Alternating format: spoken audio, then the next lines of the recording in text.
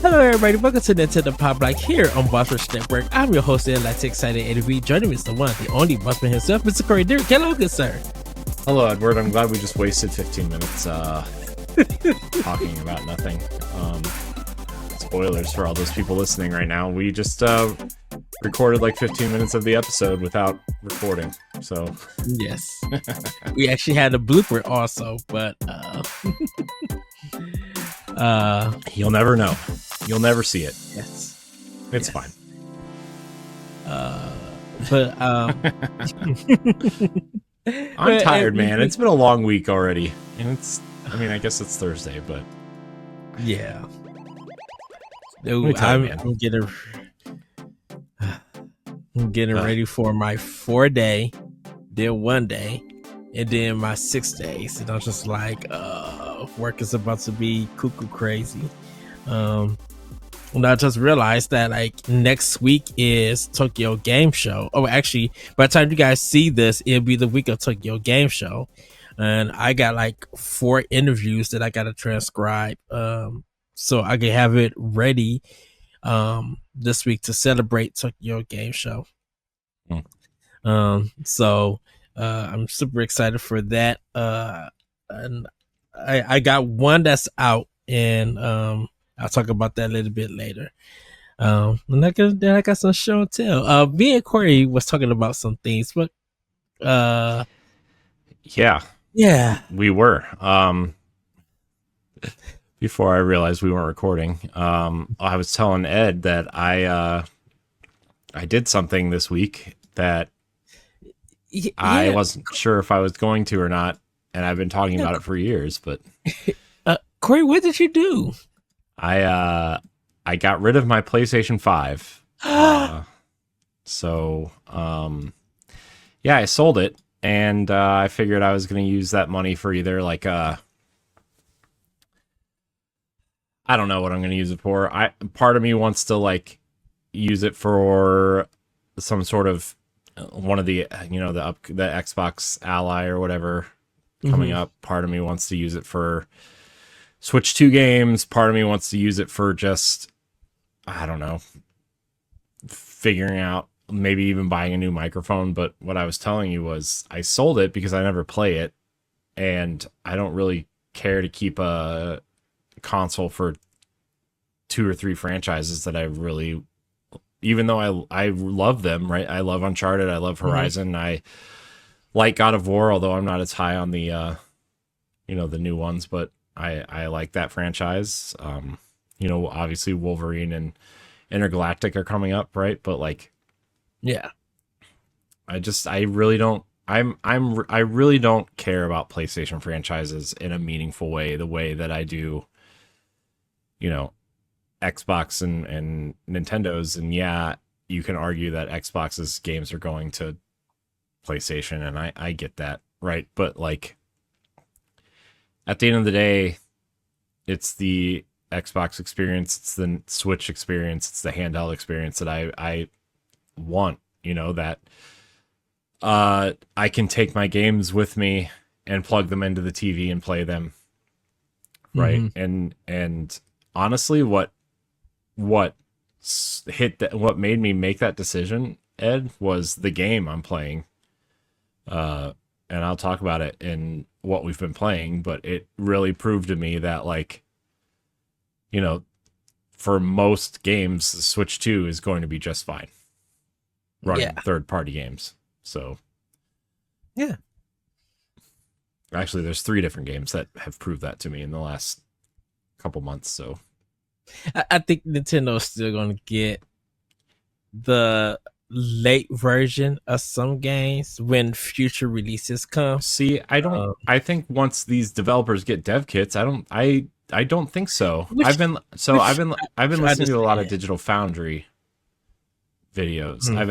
Because they've been doing a lot of Switch 2 coverage because they are pretty impressed with the Switch 2 tech wise, honestly. Yes. Which I'll talk about later, but long story short, I'm thinking about getting an Xbox Ally. I'm not 100% sure yet if I'm going to maybe Best Buy will put the old ones on clearance. I'm not sure. But ultimately, you know, I need my life to be simpler. I need my gaming habits to be simpler. And honestly, the less choice I have, the easier it is for me to make decisions.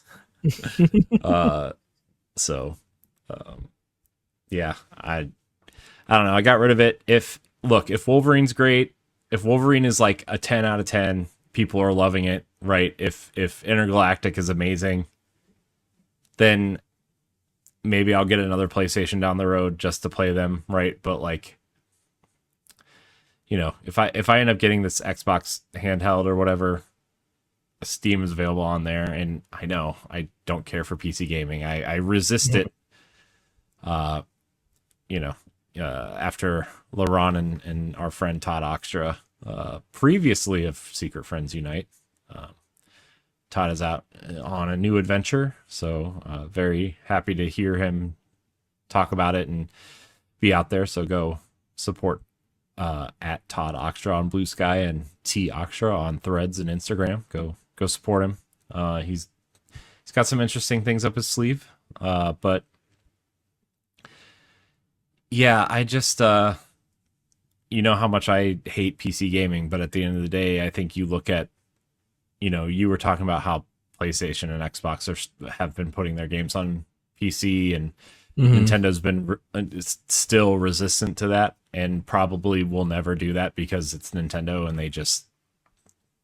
they know what they're doing, right? They're in it. And I can understand with China, because when China got the Wii, they put them on tablets. Sure. You know, so like that's but that's why the Switch works over there, right? I mean, the Switch is available there, right? Or did they pull them? I don't know. China's strange. That I don't know. But when we got the Switch, just the first version of Switch, China had just got the Wii, so they didn't even get the Wii U or anything. So they haven't even played Wii U games. Yeah. But because they are so, you know, when it comes to gaming, there's such a PC gaming community, you know. I don't know how PlayStation, Microsoft, and Nintendo does it there. Okay, Microsoft and Sony, because they're like on Steam or they got PC stuff versions of their games, they're probably doing all right in China. I don't know. Yeah. That would be something I would love to at least learn. I know PlayStation is trying to get a foothold over there, right? Because I mean, they have the whole China Hero project, right, where they bring games. I mean, Black Myth Wukong, it was one of those. Last Soul Side is one of those, right, where they find these developers there to bring their games over. There's a bunch of other ones too, right? But yeah, I just I don't know, man. I've just had this I don't know. I what I called it feeling before was purchasing paralysis, essentially, right? And like I just felt like I needed to reset myself, not just for gaming, but like I go through these mental states where like I feel like if I could just reset, right? Like I mean, I bought all new, like I was really proud of myself because I actually went and bought new clothes, right? Like I found them on Amazon and I bought them, right? And they just you know, were delivered. But like I found a company that makes undershirts that I really like, right? They're long enough, they're comfortable enough. I found, you know, t-shirts that I really like. I found button-up shirts that I really like. I was really like happy with myself of like I actually went and did that and I feel better and I cleaned out my closet and whatever, right?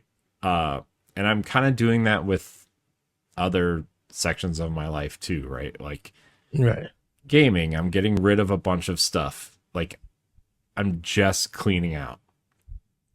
I'm getting rid of a bunch of like old toys and collectibles and stuff. You know, if I just need to like reset and kind of reevaluate how I'm doing things. Yes. So, and honestly, the PlayStation 5 was part of that. And looking at looking at how things are going, like maybe a handheld PC is a way to go, but Mhm. I don't know. I'm just like I was telling you before, I'm playing stuff on Switch and Switch 2, and I mean obviously it's been my primary place to play for a while, except for games like obviously Destiny is not there and a lot of exclusive games aren't there from other consoles, but I don't know. I'm having a tough time, Ed. I'm not gonna lie to you. Been really trying to fix my life. I mean, not that anything's like going terribly bad or anything. I'm just a little overwhelmed with a lot of things. It's kind of building up, So, Yes. anyways, I know people don't care about my personal life. They want to hear about games. So, Games. I'll stop talking about it now. Well, I mean, it's a interesting thing, and we're gonna get to the next session real soon. It's because like I've been doing some PC gaming, but it's been through the Xbox app. And so I've been doing like the cloud gaming. Before I got my TV, I got my TV now, so I'm gaming on my TV, but also gaming on my PC, like because I'm doing Octopath Traveler 2 for Xbox, but I'm playing it on my PC, because I believe that is a Game Pass title, but it's I believe it became a Play Anywhere title, because all the stuff that I'm playing. I think anything, if Xbox puts their game on Game Pass. Mm-hmm. I think part of the deal is that to put your game on Game Pass, it has to be a Play Anywhere title also. Okay. Which means like even when it goes off of Game Pass, you can still buy it on Xbox and play it on PC. I'm pretty sure that's how that works. Yeah, because everything that I have, like, it's not all my digital games that's on there. So previous games that's not the part of the Play Anywhere stuff is not on there. But some of the selected titles, like Expedition 33, Clear Obscure, is on there. So I could play, that. Hollow Knight is there, so I could play that. By the way, side tangent, Clear Obscure Expedition 33. There's another interview this month. They are seriously exploring a Switch 2 version of that game now. I read about that. Yeah. Oh man. That's all I need. Bring it to me. Give it to me. But they got their concert, and I now really think, and I'm not even mad at Nintendo if they don't get Game of the Year. I think because of how big Expedition 33 is, I think that is definitely going to get Game of the Year. Some more people are playing it and beating the game and being taken aback by the endings and stuff. I have to get back to it, everybody. There is a reason why now that I kind of still have it on pause. There's actually two reasons, and I'll be talking about that in Playing with Power real soon. But yeah, it's kind of it's kind of weird in this gaming habit, because now that after the Nintendo Direct that just happened, it's just like I think more people are willing to get a lot of games on Switch 2. So if Expedition 33 comes, it's gonna be like, okay, is it digital only? Will the game get a game key card? Because if it does, then what does that do? Does that hinder people from purchasing it? Or do you just go full digital like the original version was before the physical version came out? Yeah. Yeah, I wonder how that'll work. I mean, we'll talk about it when I get into Star Wars, but there's some interesting things about Unreal Engine 5 specifically that are still being worked on for Switch 2. Yeah. Right? Like they Unreal Engine 5 is like quite a few versions behind on Switch 2 than the other consoles, right? Digital Foundry did a really interesting breakdown of that because Borderlands 4 I think is on Unreal. Fortnite's obviously on Unreal, and they're just, there are things you may or may not notice while you're playing, but when they point it out, you're like, oh man, that's very noticeable. Like in Oh, like especially like lighting effects and the way foliage moves, right? Like yeah. there's just different things. The way foliage is actually rendered within Unreal, like it's like a static image from far away, and Hmm. then as you get closer, like you can actually and they showed this in Borderlands, right? And this is in all versions. This isn't just the Switch 2 version, but like as you get closer to the grass, like you can physically see the grass switch assets to and start animating, Yeah. as opposed to just being like a still image of grass. uh, but yeah, Yeah. I think Unreal Engine is actually like a big hindrance for Switch 2, unlike Snowdrop, which is Ubisoft's engine, actually works really well on Switch 2. And Capcom's RE engine, I think they're Mm-hmm. making that adaptable to Mm-hmm. be on Switch because we seen it with Monster Hunter Rise on Right. Switch, Well, and I was just like, go ahead. oh, I was just gonna say, well, so a lot of initially people thought that like obviously ray tracing is becoming a bigger thing. I mean, it's been a thing for a while, but it's becoming a bigger thing, right? Like Resident Evil 9 kind of revolves It, around it, right? it's good that you mentioned that because, um, and I know you're gonna talk about Star Wars, Outlaws, and Mm-hmm. how ray tracing plays a fact in it. But I remember when like Series X and PlayStation 5 came out, and ray tracing was supposed to be the thing, and that discussion disappeared completely. Like after a month after the system's been out, because I thought more games would be using it. I thought they would be talking about it. You barely hear it in any interviews. I mean, not interviews or reviews or previews or anything for those systems. So I wonder with Switch 2, is the discussion or topic of ray tracing going to come up? Um, and would Ubisoft actually be the leading company for it? Yeah, it's really interesting to hear that ray tracing actually isn't the issue with some of these games. It's going to be how you manage assets and how it was really fascinating. I recommend everybody go listen to. Oh man, by the time this episode comes out, it'll be 2 episodes ago for Digital Foundry, the one where they talk about Star Wars Outlaws specifically. Mm-hmm. But the way these games actually handle like like how many polygons are rendered within some assets and how many, you know what I mean? Like it's stuff like that that's gonna, you know, differentiate games, not if you have ray tracing or not, which is why I think Resident Evil 9 will be fine on Switch 2, right? Like as long as you don't Yeah, care about, 4K, you can see her sweating through each bead of her hair, like on every strand of her hair, right? Like I think it'll be fine, right? Like uh yeah, I don't know, man. I think there's a lot of interesting things that the Switch 2 will be just fine. oh yeah. And I think over time, games are going to get easier, are going to get still look great, but easier to develop.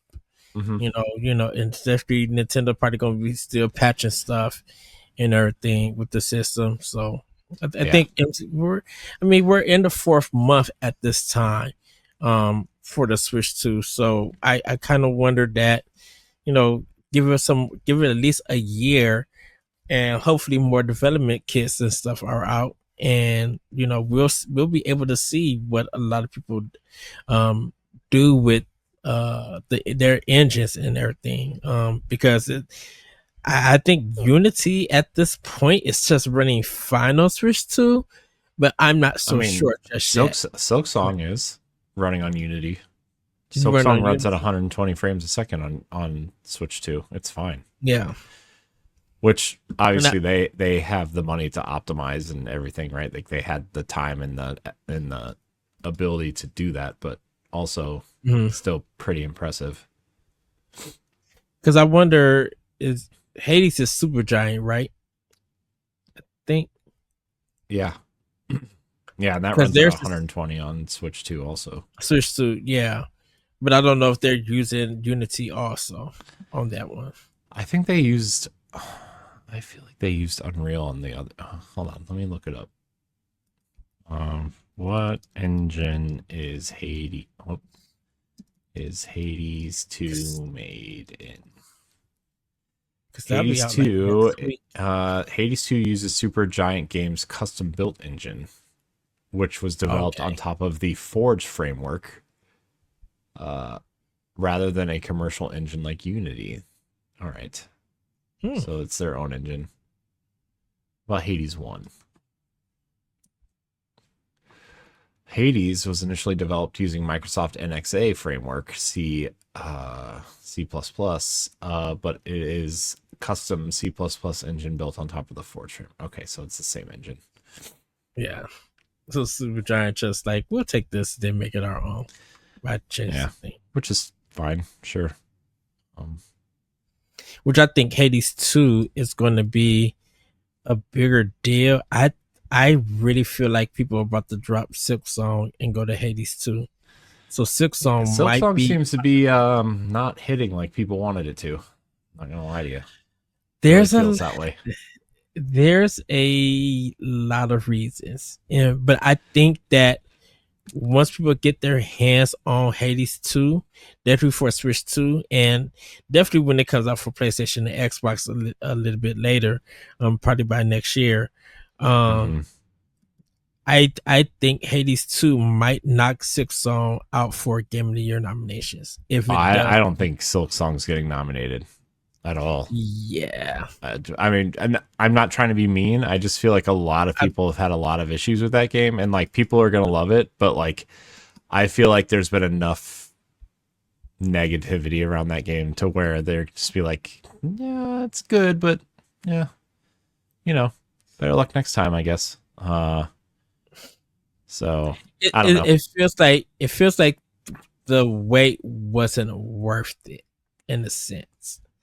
I mean, to be fair, the game is only $20. It's not like it's a $70 game that people are angry about. Well, yeah. I mean, $20 is. I mean, we've spent more money on that for worse games. I'm gonna be honest with you, but that's just it's just like but which I'll talk about playing in Power 2. But I kind of feel like if Hades 2 does it more than Silk Song, because I think Silk Song will get it because of the high reviews that it got. I think of Hades. Did it get high reviews? It got a lot of 10s. A lot of 10s and a lot of 9s. Video Games Chronicle gave it a 3 out of 5 stars. Yeah, I think that's the lowest right now. I mean, I don't know. I didn't really look because I'm gonna be honest, I don't care about Silk Song at all. I'm not gonna buy it. I don't care. There are people out there that are much more knowledgeable about Hollow Knight and Silk Song than I am, but I don't know. Just from seeing people we know online complain about it, makes me think that game is not all people wanted it to be, and that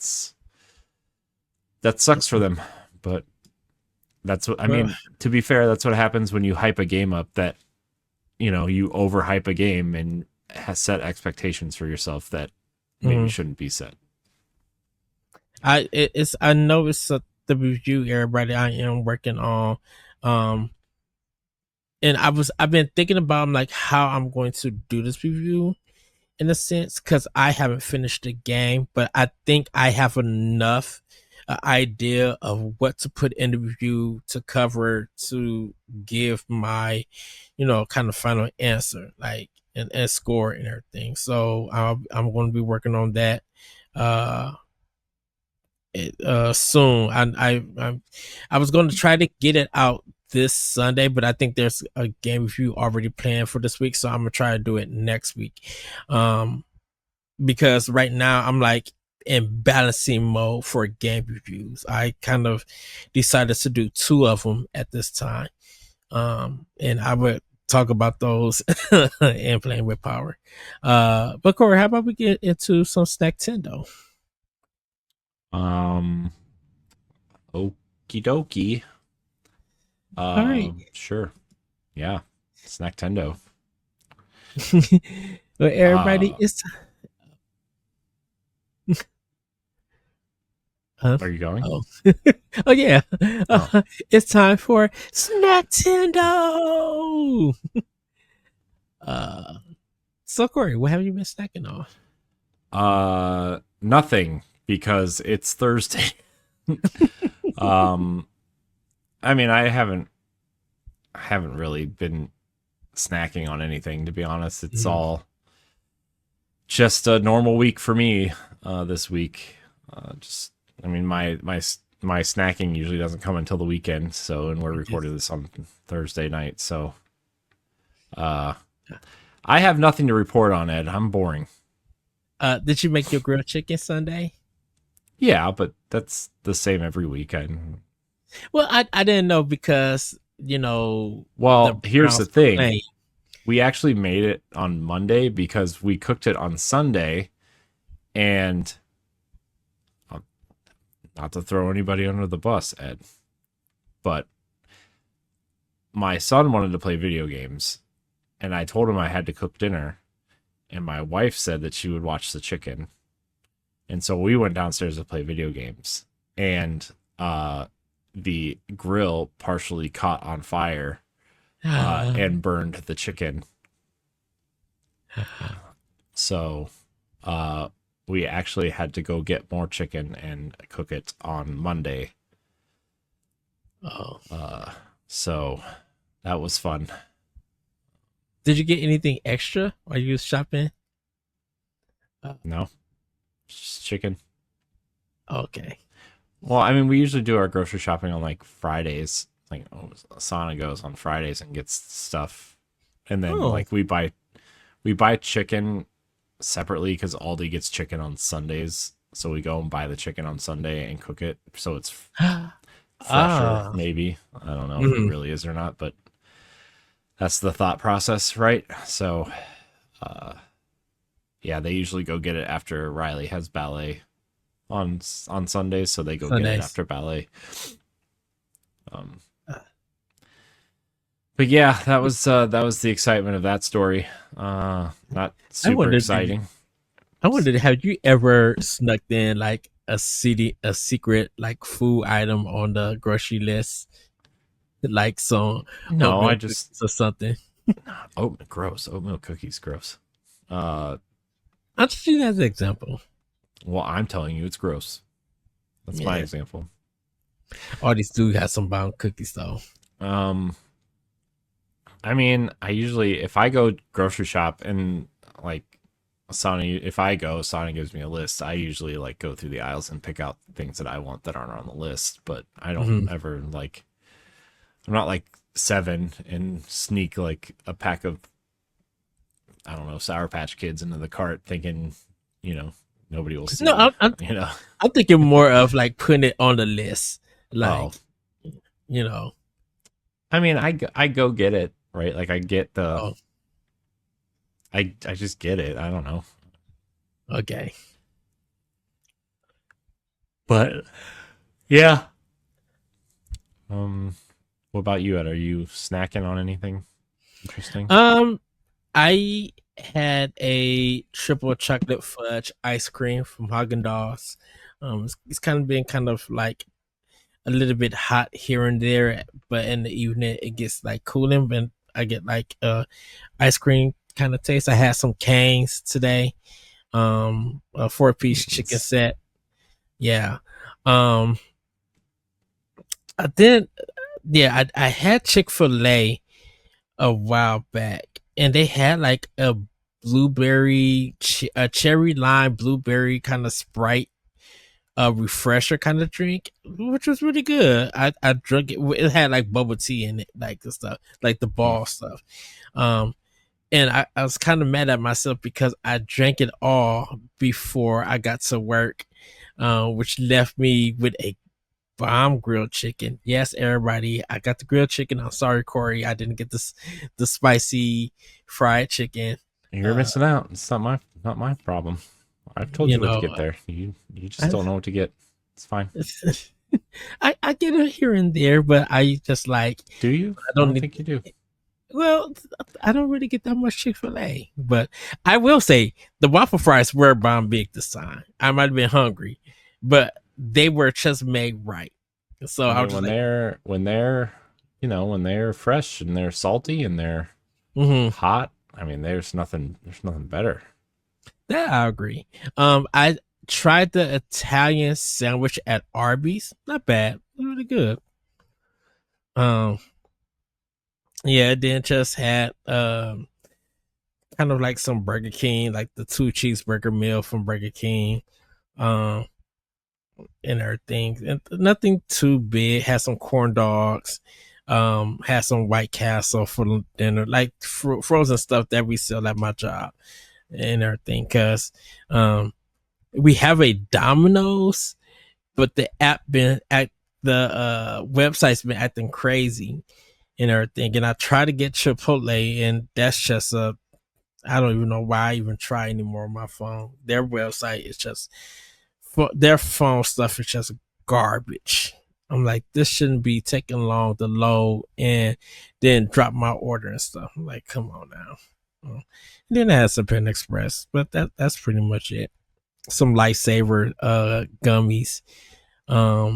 Like they got like this tropical like ring flavor, like stuff, which was good, which is, not too bad.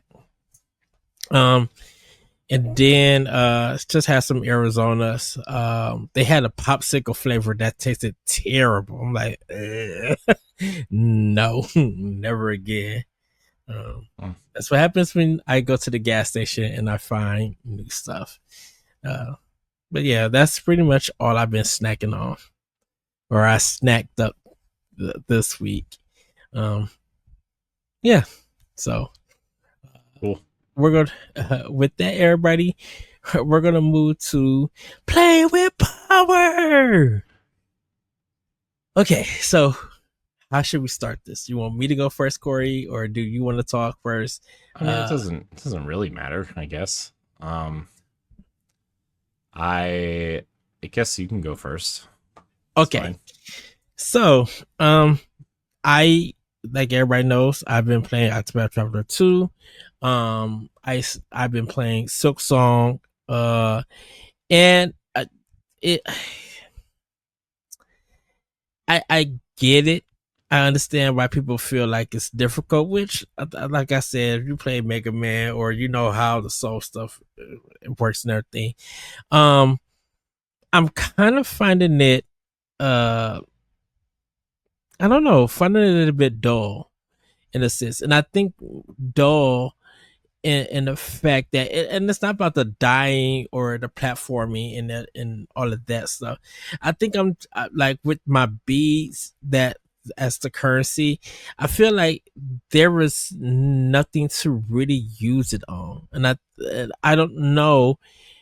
I mean, there is a secret weapon as a gun that you could use the bees to shoot bullets and stuff, to kill certain enemies. But I guess I wish the shops that I go to or the people that I visit, I really wish there was more to it, like to buy stuff. And it doesn't feel like, when you get your beats and you buy the expensive stuff, and the remaining stuff that's there, that's a little bit lower, that you can get buy over and over. I just feel like that's like there won't be no purpose with it. So the use of currency in this game is just like, I'm not getting anything out of it. I don't know. It may just be a me thing. I am digging the exploration. I think it's a game that I just pick up and play now when I can.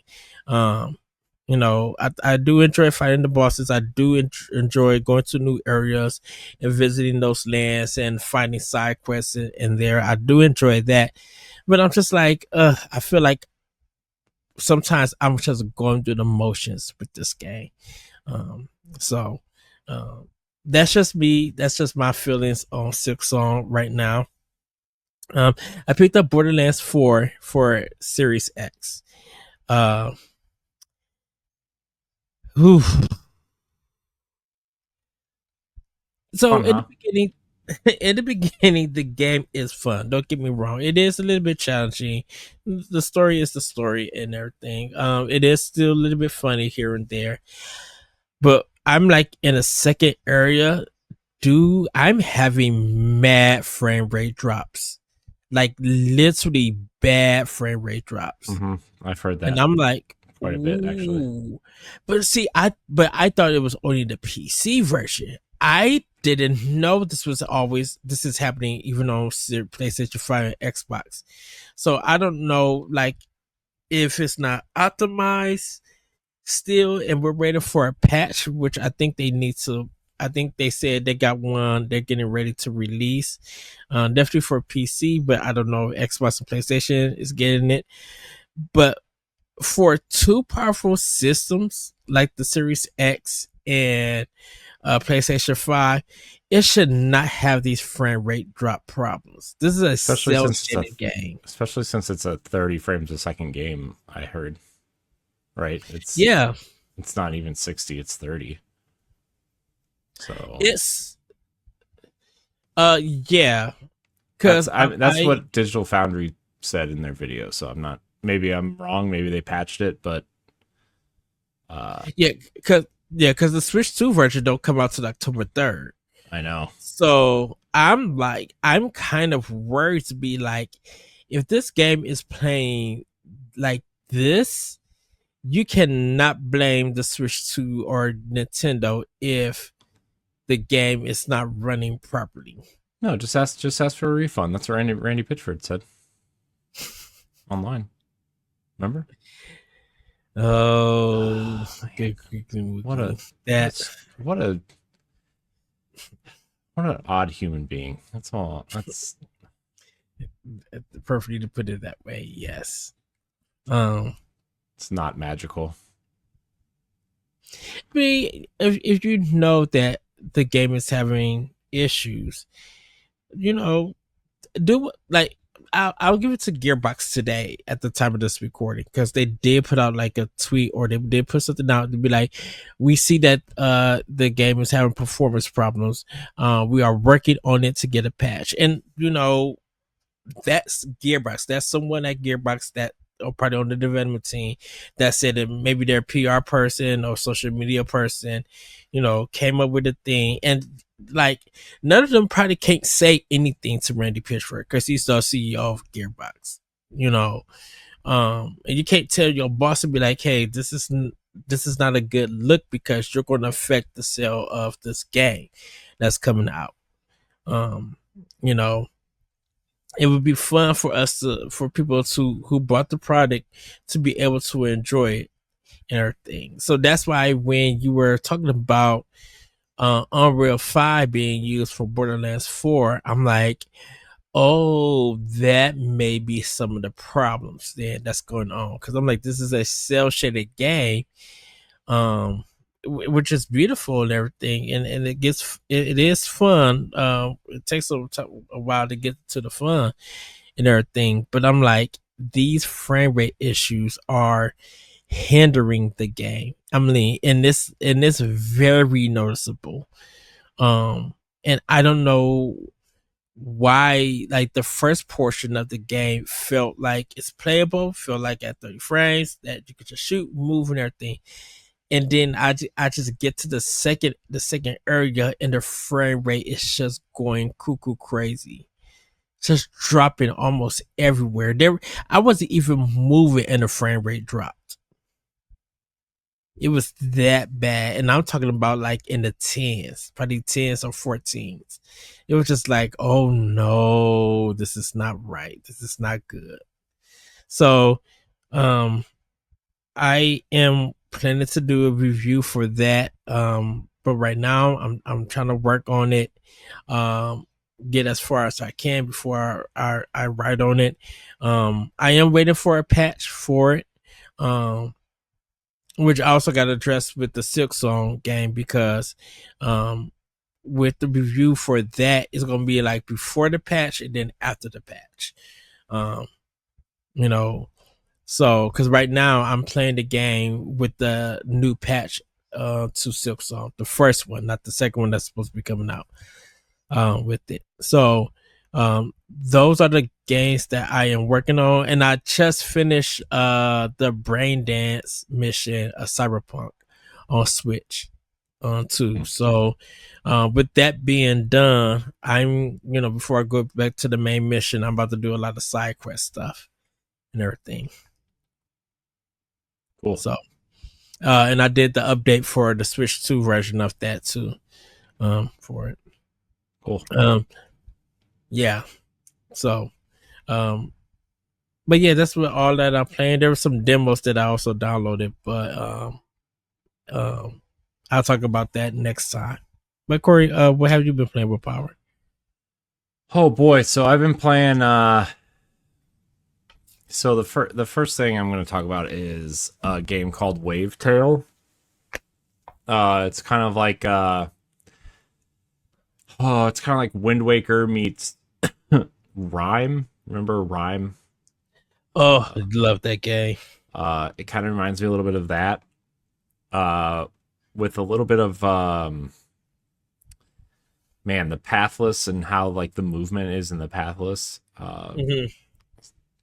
I've only played honestly only 45 minutes of it, exploring the first island, just kind of running around and learning how the movement works and everything, where you have a jump, you have a double jump, you have you start out with a fishing net essentially, but you can use it as a helicopter type thing where you can spin it and you kind of glide. There's a lot of verticality and traversal in the game, which is interesting. And it's the color palette is very not in the same way, but I remember that game Sable that came out that everybody wanted to and then it ended up not being great. Oh, I do not know what happened to that game.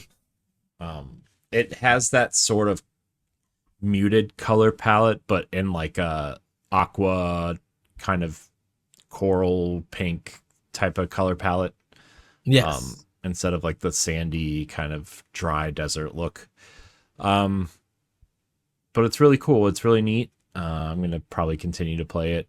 But I've also been trying out a lot of third-party games on the Switch 2 recently. So, I mean, obviously Cyberpunk is the big one, right? Cyberpunk, I think, runs really well. It's pretty flawless on the Switch 2, honestly. If you don't care about getting 120 frames a second or whatever.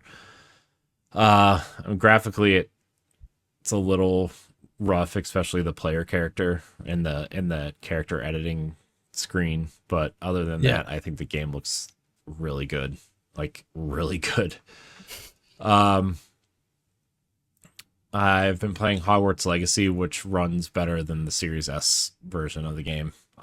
As somebody who played it on the Series S a little bit, I can tell you 100% it runs much better than the Series S version. It looks nicer than the Series S version. It's probably almost on par with the Series X version. In terms of frame rate, it probably runs between 40 and 50 frames. It feels like maybe it's a locked 30 and it just runs really smooth, but it's definitely it definitely feels higher than 30. I know some people have been wanting the games just to even if they could go up to 10 frames and start just being 40 frames per second, people will be fine with that. People are digging the 40 frames per second, and people they'll get into that. Yeah, and I think that's the sweet spot for handheld gaming, right? A lot of people have that setting on their Steam Decks and stuff too. I've been seeing,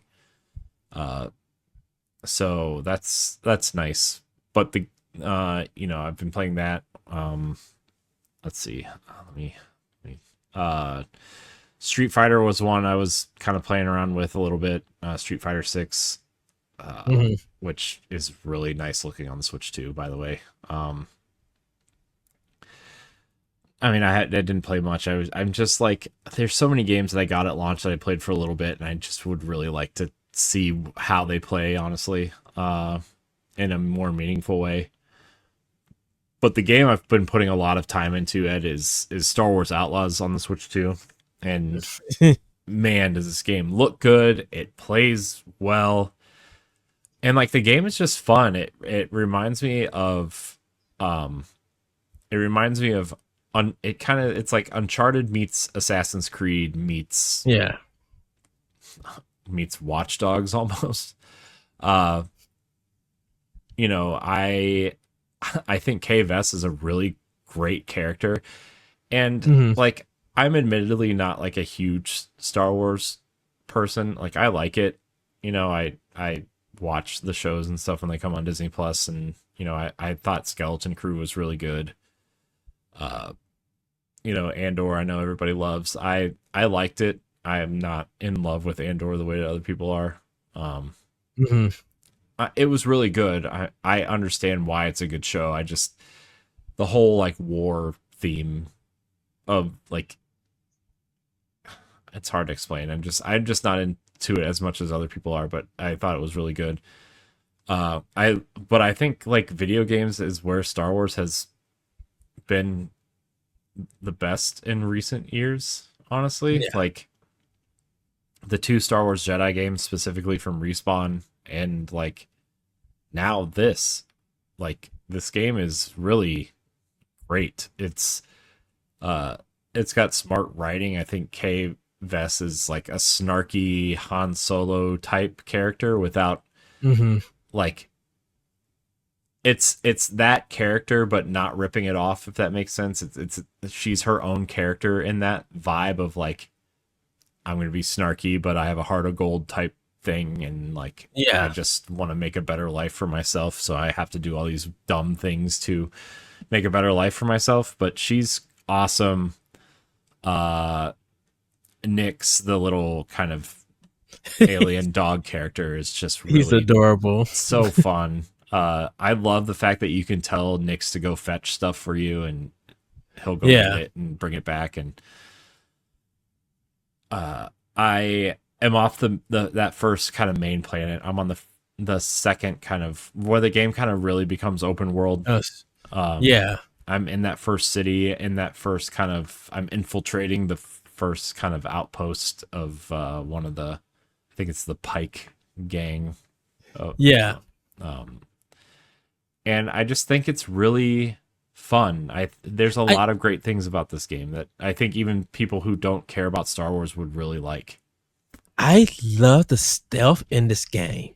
Oh, I'm not like the stealth is so I'm not stealthing at all. I'm shooting my way through out of everything. Really? Yeah. I love the fact that we got two different gameplay styles then with this game. Well, you also played it where stealth was kind of required at the beginning, right? Yeah. Where it wasn't for. So I did stealth at the beginning, right? Where like, you know, that you kind of do that first mission, like that.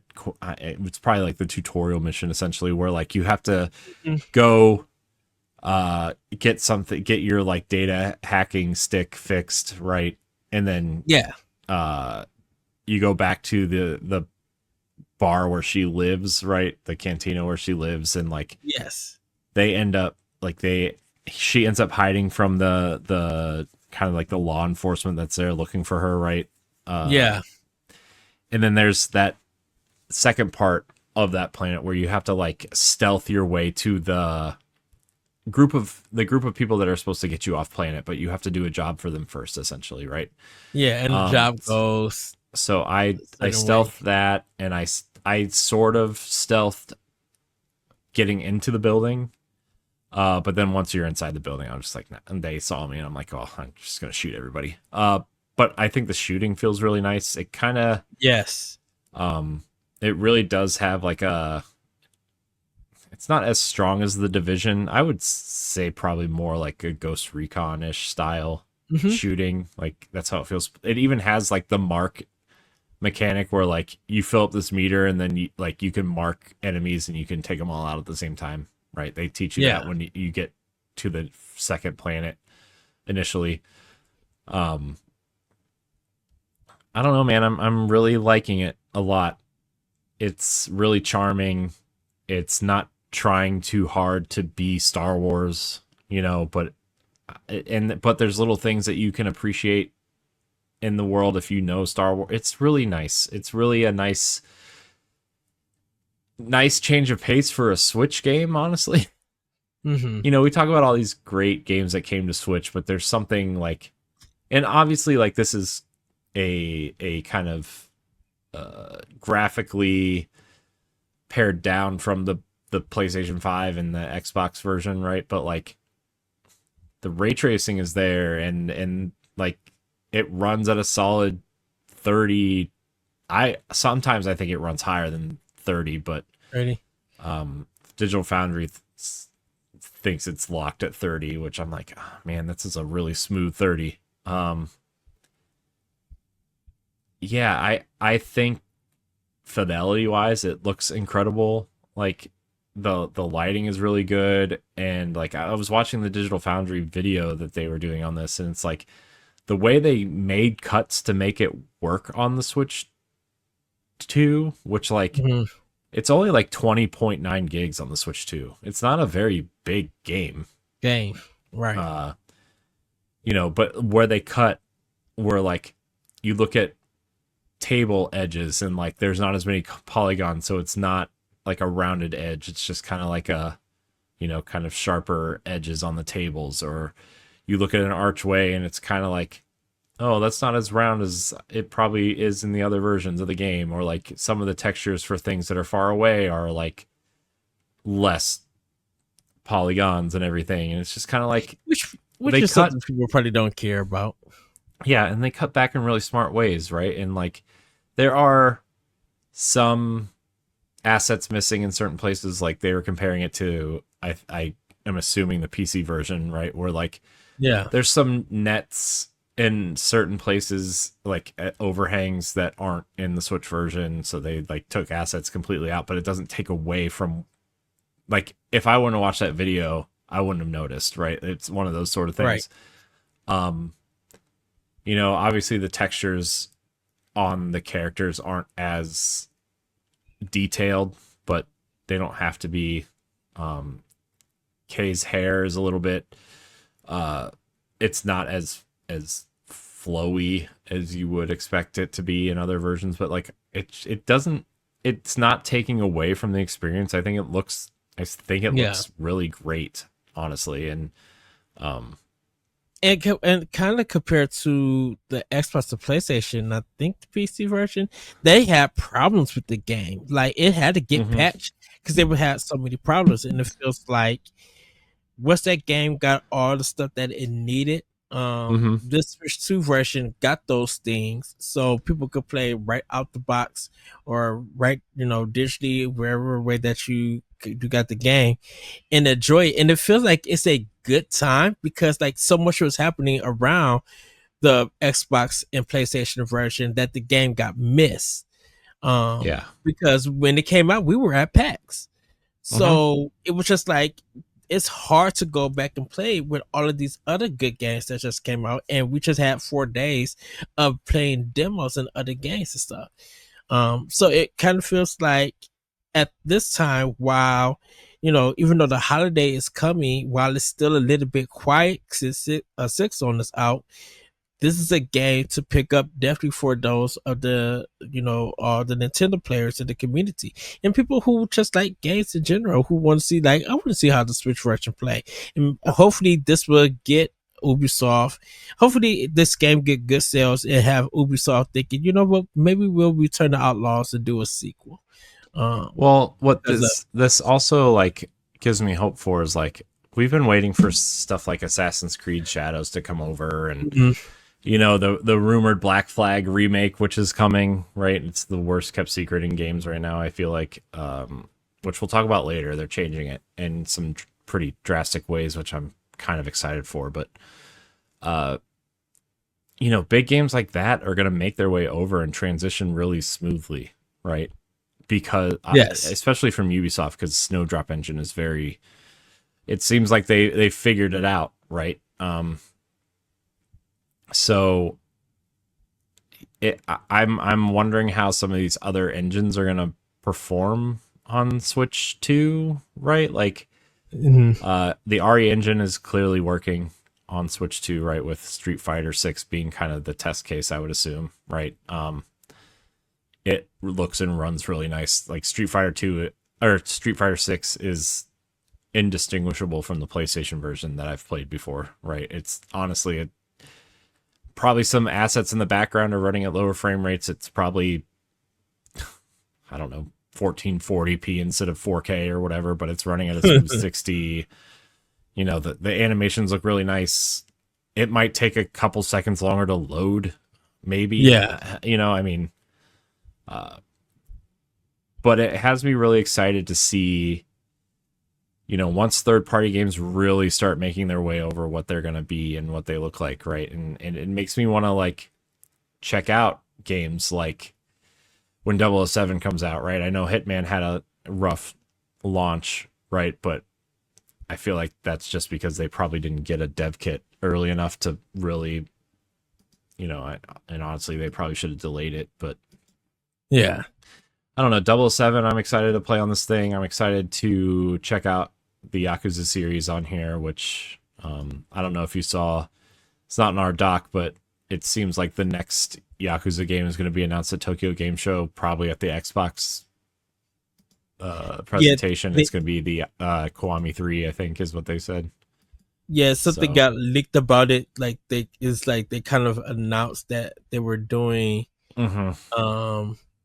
like a Yakuza, and they was doing like the Dragon 3. Somehow got like announced and stuff. Yeah, so or leaked. It kind of makes me want to go back to those. I'm trying to see what else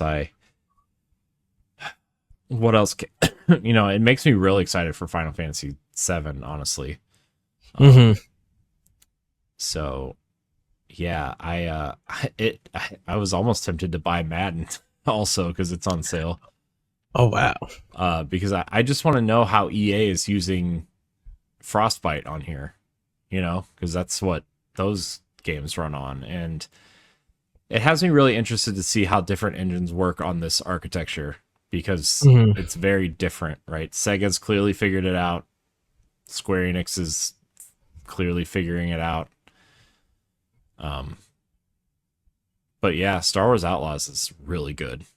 I am really sad that it did not sell well, because I mean, I think it didn't sell well because Star Wars isn't as popular as it used to be, and also like Ubisoft games have the tendency to go on sale soon after, so people don't buy them right away. So that probably hurt it too, but it's a really nice game. It's a really good game, and it has like the flight stuff from Starlink in it. Which was really interesting. They're finally utilizing that tech that they showed off in the Beyond Good and Evil demo, 2 demo all those years ago. 2 games have it now. So, that's why I feel like with this game, I think people are gonna pick it up on Switch 2 and give it a go. I think since time has passed, and you know, people are looking for games for Switch 2. For some people who missed this game, I think it's a good one to get. I think Ubisoft's gonna get some good support on Switch 2 if their quality is up at this level. And if like whenever Assassin's Creed Shadows, if it ever comes to Switch 2, we're hoping that it does. I think more people are going to get that too, which is going to continue to help that game sell. Yeah. So sorry. I just I hope people buy it if you're interested. It's $39.99 on Switch 2, as opposed to it's still $69.99 on Xbox, I saw. So the gold edition on Xbox is still $120, where this version is $60 for the gold edition. Yeah. So if you want to try it out, this is the cheapest way to do it. And to let everybody know, Corey got the digital version and I have the game key card version. So yeah, and that's the other thing too, is like, I know people are complaining about game key cards a lot, but Ubisoft came out and said that there's like a meaningful reason why they couldn't use the cartridges, and that's because the way that Snowdrop works and the way they stream assets in the cartridges, the read write speed on the cartridges is too slow. Yeah. And so some outlets started doing like loading, like started doing like load time tests on games on cart versus games digitally, and the cartridge games all loaded slower than the digital versions. Yeah, it cause definitely with the game key card, because this is my second one. Like, just even installing it doesn't even take that long. And so when I'm playing it and I'm going to different areas, stuff just been loading like it was a real game on a cartridge. Like, I haven't had no problems with the game key card thing. And I think that's the route that Square Enix is probably going to go for a lot with it, because Dragon Quest 7 is going to be game key card. Octopath Traveler 3 is going to be game key card. So, like, if these big games, even from Square Enix, is going to be coming to Switch 2, and that game key card fixes a lot of these issues, I think people will be like, well, we're going to go digital, or we won't play the game. But I'm just like, well, if you get the game key card, it's still going to load, and it's going to, every time you pop that game key card in, it feels like it's the physical game is on it. Well, so Digital Foundry, I know I keep bringing them up, but they keep making good points. Where like, but Digital Foundry is the stuff that everybody needs to watch. I know, we've been watching it.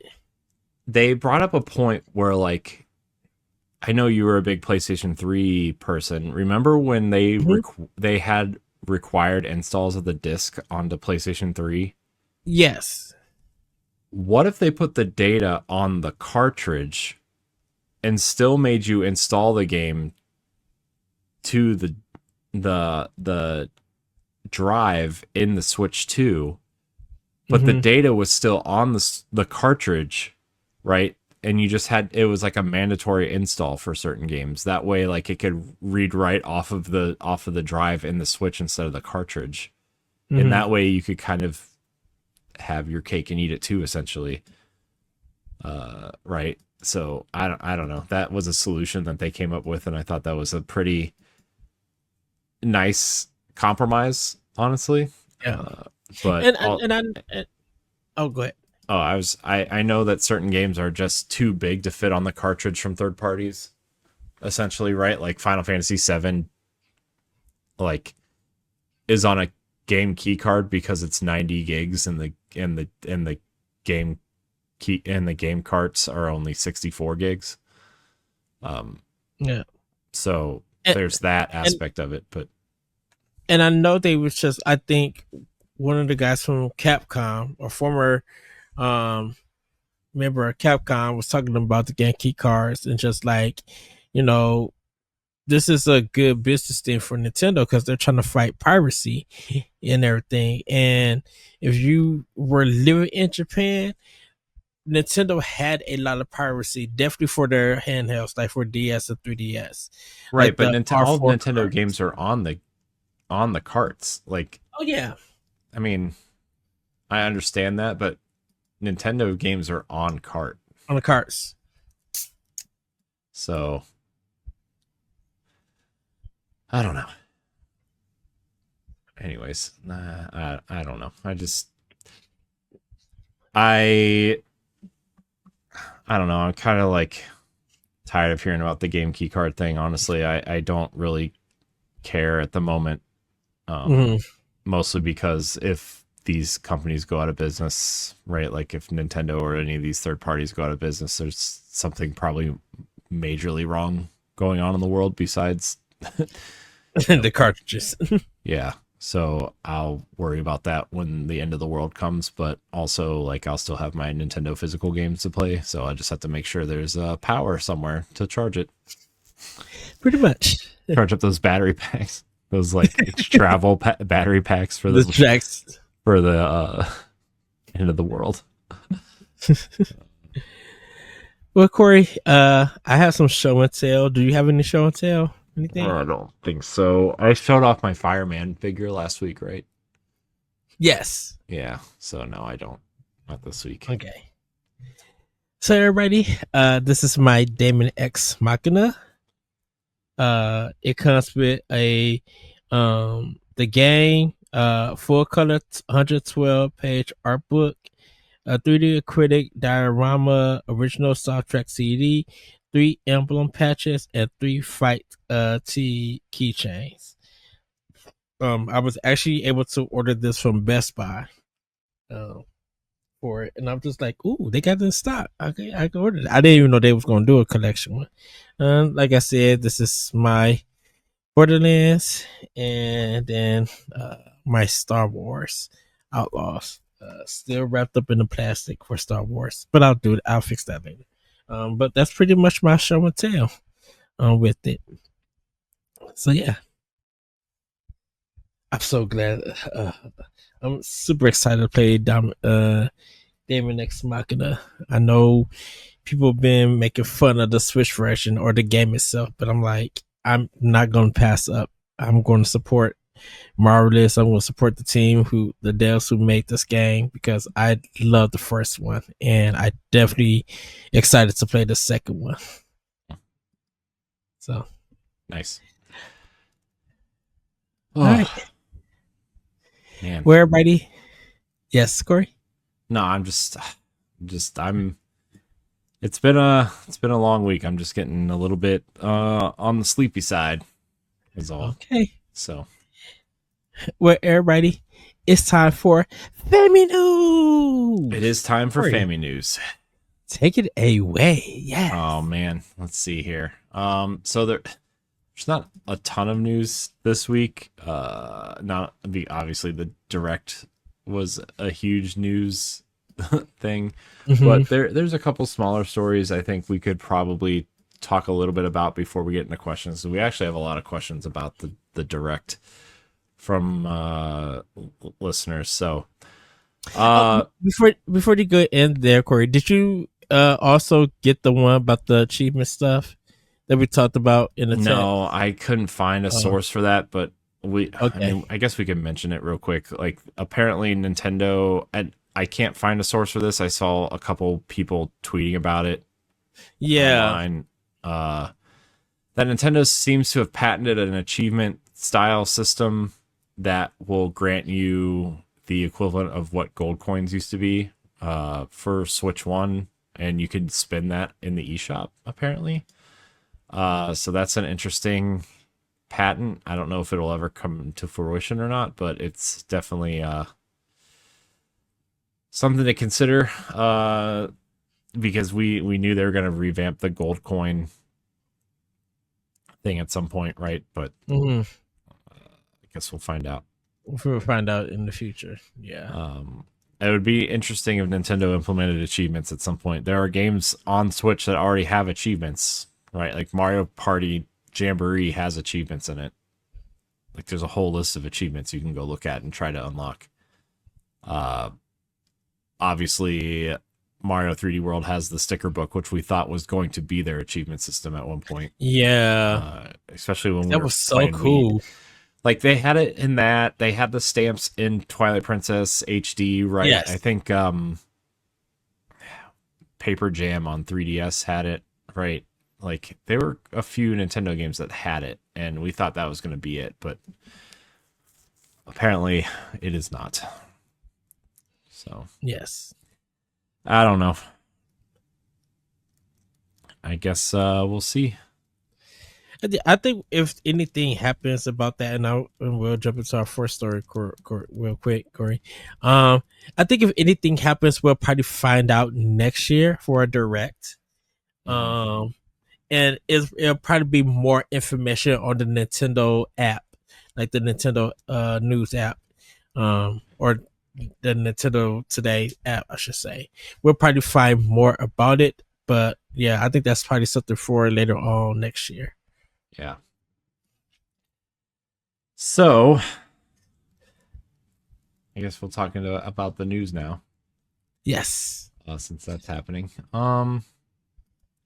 So our first story, Ed, comes from a trailer that was released that I assume more characters will be announced at New York Comic Con later this month or early November.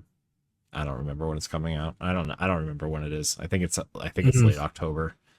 But along with the Black Panther Captain America game that looks awesome. I don't know if you saw the leaked gameplay footage that came out of that today, but it looks amazing. Which is Amy Hennig's new game, everybody. Uncharted director and writer of the original trilogy. It's her new game. But Marvel Cosmic Invasion, the 2D side-scrolling game made by the studio that did the Ninja Turtles Shredder's Revenge game, Tribute, announced that Black Panther and Cosmic Ghost Rider will be playable characters alongside Silver Surfer, Captain America, Spider-Man, Venom, Storm, Beta Ray Bill. I don't know who that is, but somebody does. So yeah, I think Black Panther is an easy win for them. Ghost Rider is whatever. He's wearing a space helmet. I don't know why you need I guess to keep I don't know. I would say to keep the fire going, but having a helmet on keeps the oxygen out, so maybe not. I don't know. Ghost Rider's a weird character, but this game looks cool though, Ed. I'm really excited. Miles is also very excited, my son. So I think it's going to do good in sales. A lot of people trust .mu and the designs. They've been on the roll with a lot of their games being released. I'm super excited because everybody who knows me knows that I love beat 'em ups, and I cannot wait to play this game. Yeah, I'm super excited for this. That's cool that they got Black Panther in this one and Ghost Rider in this, because it's been a long time since he actually been in a video game. So to have him in this one, it's super cool. Yeah, super cool. I'm probably going to start off with Storm when I play this game. Yeah, Storm is awesome. I recently we rewatched all of the X-Men movies, which take that how you will, I guess. I love 2. I think 2 is still the best. Yeah, I just Halle Berry is Storm, man, and also the girl that plays him in the new movies. What's her name? Shipley. I forget what her first name is, but she's a really great Storm also. Plus she has the mohawk, like the iconic mohawk look. It's so good, man. I actually need to get a list of the X-Men movies. There's because like I'm just like them.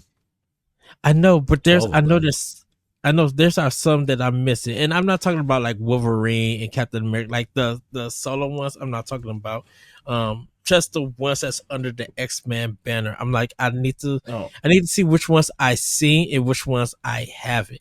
So there's the original trilogy, right? Yeah. So 1, 2, 3. There's First Class, Days of Future Past, Apocalypse, and Dark Phoenix. I think Apocalypse and Dark Phoenix I haven't seen. Mm-hmm. And then it's not technically an X-Men movie, but the New Mutants is also out, which is like a kind of like an X-Men horror movie. Okay.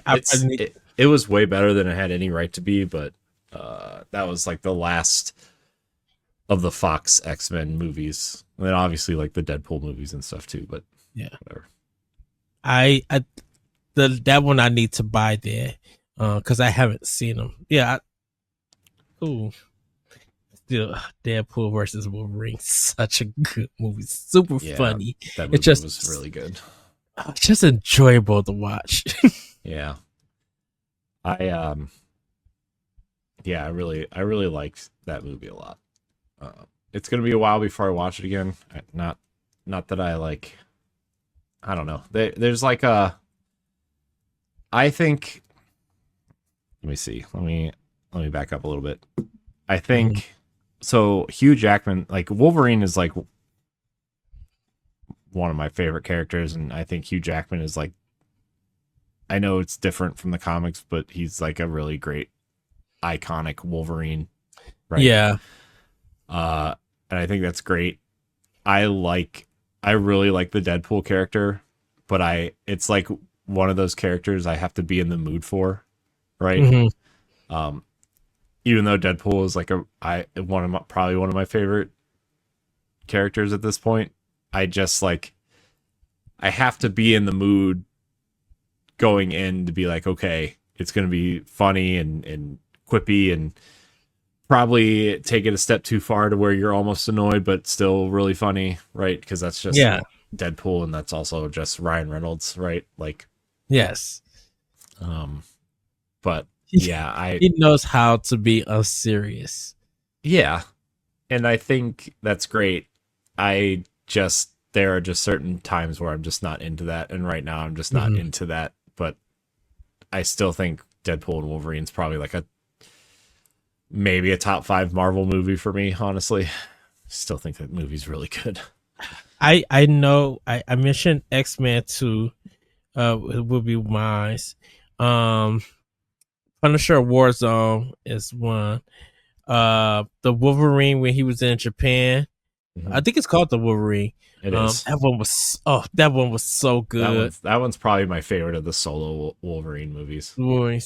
Captain America 2 Winter Soldier was a really good one. That's my favorite one, I think. Winter Soldier is my favorite one, I think. Dude, that mug was so action packed and the fights were just like perfection. With it. And then like Deadpool versus Wolverine would be probably one of them, so that would probably be my 5 with it. But I know people are just like Punisher Warzone. I'm just like the style, the lighting, the deaths, the action, like it was. And then when you hear the behind the scenes story of it, you'd be like, oh, this is even more enjoyable. Yeah. I also really I wasn't, I don't know, I haven't really been into a lot of the TV shows, right? Like I really liked WandaVision. I really liked Falcon and the Winter Soldier. I actually really liked Miss Marvel. I thought that show was like really really good. Yeah. And like I really enjoyed the new season of Daredevil. I'm not really into everything else. I never even watched the second season of Loki. Right? I barely finished Echo. I don't even remember Echo all that much. She-Hulk was what it was. I don't know. I wasn't into a lot of it. I wanted to be. I really did want to like a lot of it, but I don't know, man. I just really didn't. Hawkeye was okay. It was pretty good. They did Iron Fist, right? I believe. It was part of the Netflix. You know what movie was really good though? Honestly, was Thunderbolt. Was really good. I want to watch that. I heard it got so many great reviews in the chest. I watched it on Disney Plus the other day, and it was really really good. It just felt like, I don't know. Remember way back in the day when like the Avengers felt like a scrappy team that was kind of thrown together to fight the big bad. That's what this felt like. It felt like and it's funny because like the tagline is the new Avengers, but like it really felt like that first and second Avengers movie where they were just kind of like nobodies until they were somebody, right? Like it just felt really nice change of pace. So maybe that's why I like Suicide Squad, the first movie and the second one. I really love the second one. The second one was funny and it was really I good. don't know if I ever saw that one. Oh, with The John James the Cena in James it. Yeah. the James Gunn one. Yeah, I don't know if I Yeah. ever saw. I don't know if I ever saw it, honestly.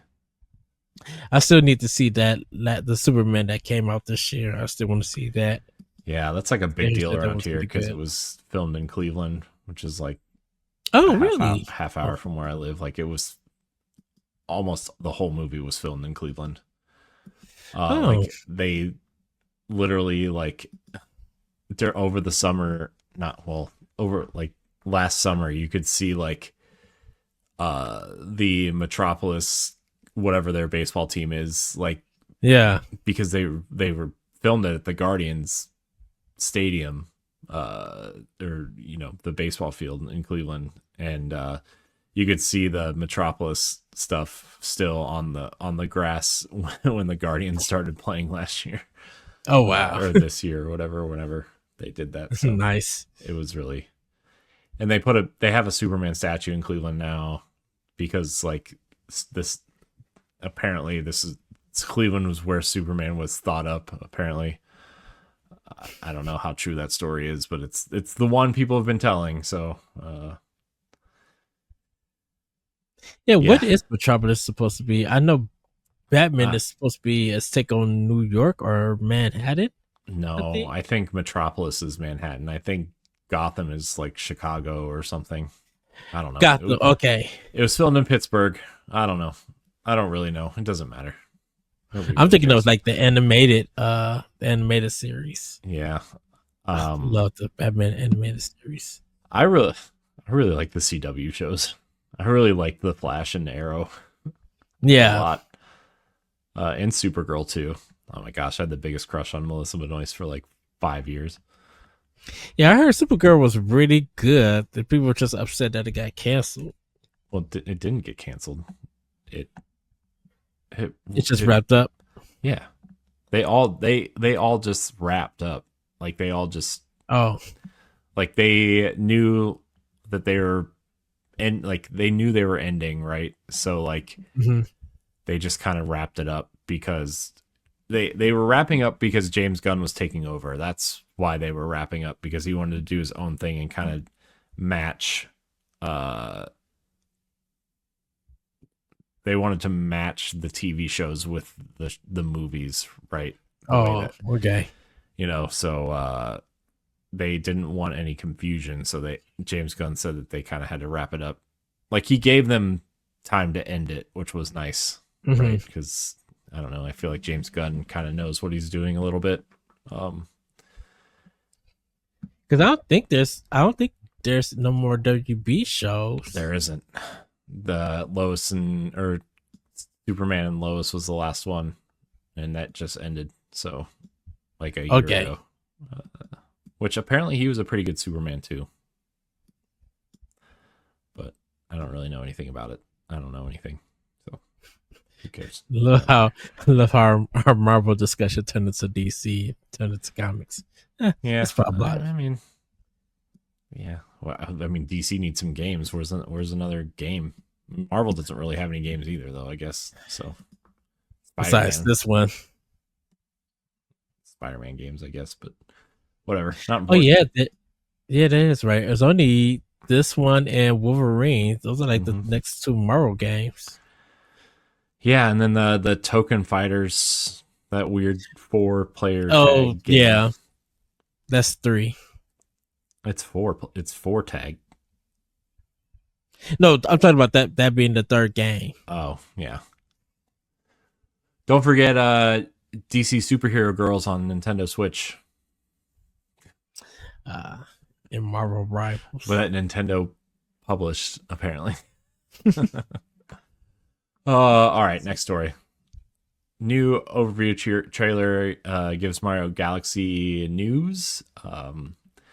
Obviously, during the Direct, Nintendo announced they were bringing back Mario Galaxy 1 and 2, and the new update has enhanced resolution. So it's 1080p, 60 frames a second on the Switch 1. It has a free Switch 2 update, so it runs at 4K on Switch 2. It has an improved UI, assist mode, amiibo support, and extra storybook chapters. The 7-minute overview trailer, however, highlighted the upgrades. Let's see, there was something else on here. I'm just kind of blasting through this. So there are also like graphical upgrades within the game, like textural upgrades. If you look, even compared to the 3D All-Stars version that released a couple years ago, there's different ground textures. There's different, they upgraded kind of like the grass textures and the stone work on certain things, and it's really nice. It looks really nice. Not really things you would probably notice if you were just playing to play, but it's really noticeable and really nice. So good for Nintendo for updating this. Yeah, I'm excited to buy it. Also, I like how people are complaining that Galaxy 1 and 2 are $70, but nobody complained when Metroid Prime 1 was $40. And it's like, exactly. Well, if they released 2 and 3, you would have been paying $120 for all 3 of them, and you would have complained about that. So it still would have brought it. People suck. All right, our next story. Like I said, there's not really a lot of news. Nickelodeon is releasing the Nick Splat Pack with limited run games to kind of revive some retro games on Switch and other platforms, featuring Super Nintendo and Genesis titles like Ah Real Monsters, Nickelodeon's Guts, Rocko's Modern Life, etc. The game collection includes a lot of modern features like rewind, save, and load on the fly, and will be available physically in a standard edition at $34.99 US or classic edition at $69.99 US. There will also be a collector's edition that is $129.99 that you can pre-order on September 19th. So it's already up for pre-order if you are listening to this through October 19th. You won't get into 2027. Well, there's no release date yet, so probably. Shit, we'll probably see it at PAX next year. Be like, maybe it'll probably be there to play. You're right. I mean, Rugrats was. Yeah. Remember? So, all right, Ed, I put this one in here specifically for you. Hideki Kamiya and Kento Koyama talk Okami 2 and the potential of working on other Capcom IP in a recent interview. They talk about their new studio CLOVERS developing Okami 2 with Capcom while growing a team of mostly experienced developers in Osaka and Tokyo. The game is funded independently. The studio benefits from Capcom's operational support to use of their engine. So it seems that Okami 2 will be using the RE engine, and collaboration with other experienced studios, allowing Clover to focus on creativity and building a cohesive, like-minded team. Kamiya emphasized the importance of protecting staff amid industry layoffs, contrasting Japanese publishers' patience with innovation to Western publishers' pressure to finish products. While their current focus is Okami 2, CLOVERS aims to expand in the future, potentially working on new IPs or additional Capcom projects, with success measured by both critical reception and fan satisfaction. Everybody's waiting for them to do Devil May Cry 6. I mean, yeah. I don't know. Oh, go ahead. Oh, go ahead. Go ahead. You go ahead. Oh, I was just like, I don't know if it's been a while since Kamiya have returned to stylized action. Because I think the last one he did was Bayonetta 1. I mean, he overseen like Bayonetta 2 and maybe Bayonetta 3, but like, well, I think he was like the producer of Bayonetta 3. Didn't he leave like before that game was released? Did he leave before or right after? He left before. Because we didn't have we didn't have no information yet besides that one trailer, and then he had left sometime because I know his the Xbox game that got canceled was supposed to be him returning back to it. Mhm. Yeah, he mentioned But scale I down think in this interview too, but I just left that out. yeah, yeah. After that game, I guess he just like, yeah, I gotta head out from Platinum, and everything. Because I think if he would have stayed there, um, I think he probably knew. I have a feeling that he knew about Ninja Gaiden 4, um, and he probably didn't want to touch it because of, that's not his series or anything, and I think he doesn't have nothing against Koei Tecmo.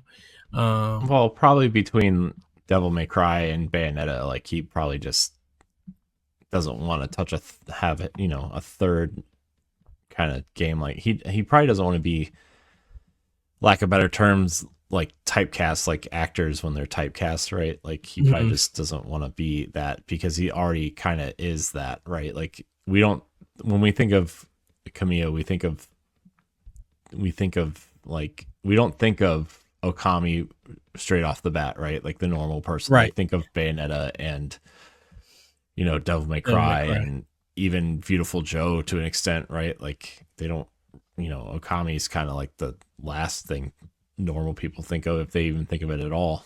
So I wonder, did he direct Freedom for Joe too? I don't know. I don't know. Because yeah, because for right now, and this is just me, everybody without looking up, I think Okami is the only series that he's directed the first game and the second.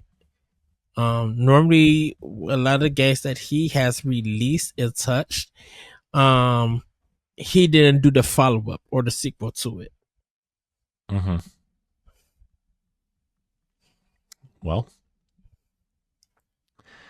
um, yeah, I don't know. There was an interesting thing about him continuing Bayonetta if he stayed at Platinum because he really wanted to keep doing that. But I wonder if Mhm. there'll be some sort of,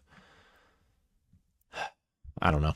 I feel like Bayonetta is over, but he actually was talking about like doing another trilogy of Bayonetta games, which would have been I interesting. I think he will. I think with Bayonetta, um, I I mean, think the team is going to get focus. I wonder at this point if, like, if Nintendo really wants another Bayonetta game, right? They could just straight up license that again from Sega, right? Like they have Right. been, and say, look, either we have Kamiya and Clovers do it with in partnership with Capcom, or we have Platinum do it, and it might not be the same thing, but also like it could be interesting to see a different perspective on this character, right? So I don't know. I feel like Bayonetta will come back at some point. I don't know who's gonna do it. It, By the I, way, I was, I did try out Bayonetta 3 on Switch 2. uh-huh. Dude, it runs so much better. Oh my gosh. Uh, anyways, Because I think because Clovers and Platinum could still work together. Platinum could do Astral Chain, and Clovers could do Bayonetta 4 mm-hmm. if it was a lot. Because I'm assuming Clovers is independent. Is an independent studio, I believe. Well, they said that they were running. Uh, they were. Sorry, I need to scroll back up. They They're are self funded. funding. They're funded independently, but have the benefits of Capcom's operational support. So, I mean, I Capcom's probably helping, produce Mm-hmm. and obviously publish Okami too. Nintendo would be like, yeah, let's give. I'm like, yeah, we're gonna still throw some money at you, Platinum, but Kamiya, we know you. We're gonna still throw some money at you guys to Mm-hmm. make a game for us. Yeah. So that's Okami 2 will probably come to Switch 2. So look forward to I that hope so. in the near-ish future. All right, our last kind of major story here, Ed. New information is leaked about Assassin's Creed 4 Black Flag remake, and it's pretty enticing. The rumored Assassin's Creed Black Flag remake reportedly targeting March 2026 release. This feels like a Game Awards announcement. I'll be honest with you. This really feels like a Game Awards announcement. Said to have 4 hours of new pirate era content, including a section with Mary Reed. It'll introduce more RPG style mechanics like enhanced combat, inventory, and loot systems similar to the current RPG model of Assassin's Creed. Ubisoft Singapore is reporting leading development, which did Skull and Bones. So they clearly have ship combat down. Yeah. And if it's a remake, I assume they would kind of know what they're doing, maybe. They are the leading development studio with support from other studios, while parts of the original present-day storyline are being removed and smaller islands are being expanded. The remake aims for a seamless sailing without loading times, and will use the Anvil engine for improved visuals. So that'll be interesting to see. Ubisoft has yet to officially confirm the project, but is obviously very, very real. I don't know, this excites me. I really loved Assassin's Creed 4. It's probably depending on what day you ask me, my first or second favorite of the franchise. Mm-hmm. I think Odyssey is right up there with it. I don't know. I really loved Black Flag. It just was a very comforting game for me at a time where I kind of needed it, I think. So yeah, I would really love to see a remake. And I'm kind of surprised they're using Anvil and not Snowdrop, but Snowdrop is usually used for shooters and open world kind of like the Division uses it, and obviously Star Wars Outlaws we talked about used it, and funny enough the South Park games used that also. But Anvil is kind of the Assassin's Creed engine, so yeah, I don't know. I'm excited for this. I will definitely play it. I hope it comes to Switch too. Look, I played Assassin's Creed 4 all the way through on Wii U. I will continue to play Assassin's Creed 4 on a Nintendo platform. I did buy the Switch version, so I wonder if you'll get a discount. If you already own it on Switch 1. Probably not. Maybe. Probably not. But maybe. Probably not. But maybe. Ed has no words, so we're gonna move on to Pack Watch. Pack Watch. Here are the large amount of games you can play on your Switch or Switch 2 this week. Wizardom is coming. It is a retro FPS that puts you in the role of a mage on a quest to track down the source of chaos. With a wide arsenal of spells and magic items, battle your way through the world of Terra Bruma in this unique blend of classic 90s shooters and modern gaming elements. This kind of has a Quake Hexen sort of vibe to it. Mm-hmm. On 9/25, there are a lot of games coming out on that date, so hope your wallet is ready. Sonic Racing Crossworlds, which is getting a lot of great reviews, I saw. Yeah, I'm looking at IGN. Give it a 9. They confirmed Mega Man is confirmed as DLC. That's cool. No, I didn't. Yep. Super cool. Race across land, sea, air, and space in Sonic Racing Crossworlds. Warp through travel rings into new dimensions where something new awaits around every twist and turn. Speed to victory, solo, or as a team in a variety of offline and online modes, and compete against players from around the world. Also, SpongeBob SquarePants and the Ninja Turtles are also in this game. Yeah, something with a deal they got with like Nickelodeon or something, I believe. I guess. The Tourist Deluxe Switch 2 edition is coming. You are just arriving at the Monument Islands. Want to go swimming or rather take a dive in the deep sea, or do you want to visit the amusement arcade? Do some shopping, dance at a beach party, fancy some surfing, or will you talk to the strange old tourist and listen to what he has to say about these ancient, mysterious monuments? Doesn't say a word about what the game is. All right. Pretty much. Hades 2 is coming out this week. As the immortal princess of the underworld, you explore a bigger, deeper, mythic world, vanquishing the forces of the Titan of Time with the full might of Olympus behind you, in a sweeping story that continually unfolds through your every setback and accomplishment. Also 9/25, Agatha Christie Death on the Nile. This was really popular on PC, I feel like a year ago. It's finally making its way to Switch 1, I think. In Death on the Nile, a peaceful cruise on the Nile is disrupted by a terrible crime. Thankfully, famous detective Hercule Poirot is on board. Meanwhile, a private detective is tracking a murder, leading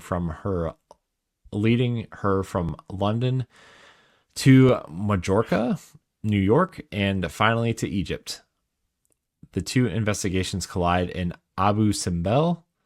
The dynamic duo will solve a complex case full of twists and turns, but the story doesn't end with the book, and it still holds many mysteries and twists even for Agatha Christie fans. All right. Ninja Ming comes out on 9/25. Dash through 241 levels using dynamic teleportation and diverse ninjutsu skills. Conquer challenges with style, growing stronger at every turn. Ninja Ming relies heavily on the move of teleportation. Once mastered, you'll be commanding the air and dashing through the challenging areas. Man, I need to make this font bigger. My eyes hurt because I'm tired. May, Child of Ages, also comes out on 9/25. Follow May on her journey through a shattered world as she searches for her identity and the origin of the mysterious creatures that threaten the balance of the universe. Travel with her through past and future thanks to the sacred plant that bridges time and space. Also 9/25, Jam Boy, a jellylicious hero. Jam Boy is a vibrant action platformer starring an unusual protagonist, a jam-packed hero who inevitably seems to have an innate talent for falling into sticky situations. That game's really cheap. It looks fun. It's really cheap. I think it's like $7.99. Oh, not bad. On 9/26, Pac-Man World 2 Repack. The fan favorite returns as Pac-Man World 2 Repack. The ghosts snuck into Pac-Man's village and stole the golden fruit, unwittingly freeing the all-powerful Ghost King, Spooky. Pac-Man must venture across Pac-Land to reclaim the golden fruit and put a stop to the dastardly Spooky. Okay. Also 9/26, EA Sports FC 26. The club is yours in EA Sports FC 26. Play your way with an overhauled gameplay experience powered by community feedback, manager live challenges that bring fresh storylines to the new season, and archetypes inspired by the greats of the game. NBA Bounce. This is that kind of NBA Jam looking game with the mascots. Yeah. Ready to step onto the court with your favorite team? Choose from 30 NBA teams like the Boston Celtics, Chicago Bulls, New York Knicks, Golden State Warriors, Los Angeles Lakers, Denver Nuggets, and more. And the Cleveland Cavaliers. I'm going to throw that one in there. It's not in here, but I'm throwing it in there. as you dribble and dunk to victory. Play on team-themed courts with energetic mascots and crowds. Also on 9/26, another Atelier game, Ed. It's been about 3 weeks since the last one, so... Shame, but truth. Man. Atelier Reslariana, the Red Alchemist, and the White Guardian. Jeez, these names. Exactly. The story of two protagonists as they rebuild their hometown and seek the hidden truth, engage in timeline-based command battles, and enjoy the easy-to-learn yet deeply engaging synthesis. Plus, take on shop management, explore random dungeons, and more. Oh boy. Last but not least, Ed. Rudolph the Red-Nosed Reindeer. No, I am not joking. This is coming out on Nintendo Switch in September, by the way. Dash into the enchanting world of Rudolph the Red-Nosed Reindeer and embark on a holly jolly quest to save Christmas in this magical adventure inspired by the beloved 1964 animated classic. I have no words. It's not animated. It's stop motion, but it's fine.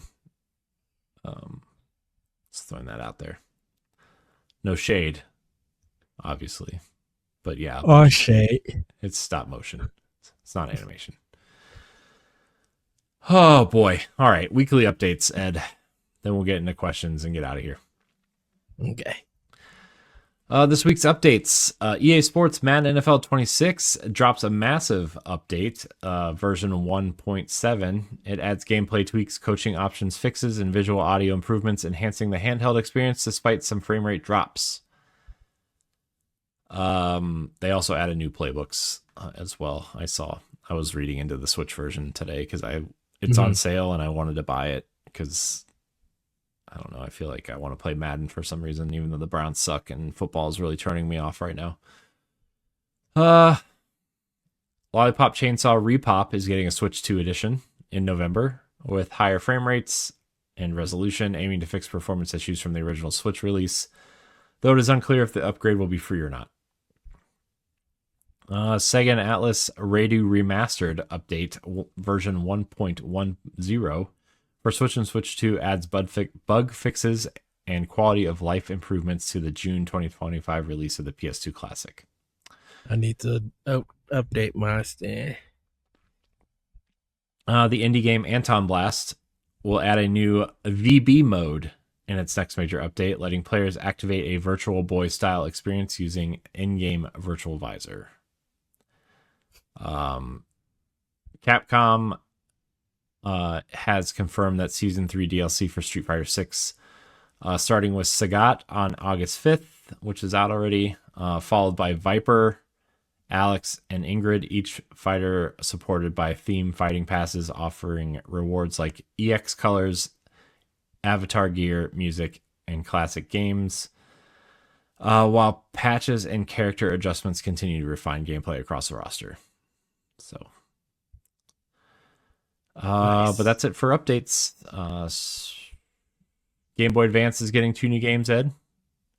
Getting Mr. Driller 2 and Klonoa Empire of Dreams. That is coming on the 25th. Yeah. Klonoa on Game Boy Advance, I heard, was really good at the time. So it looks fun. I think that's worth checking out.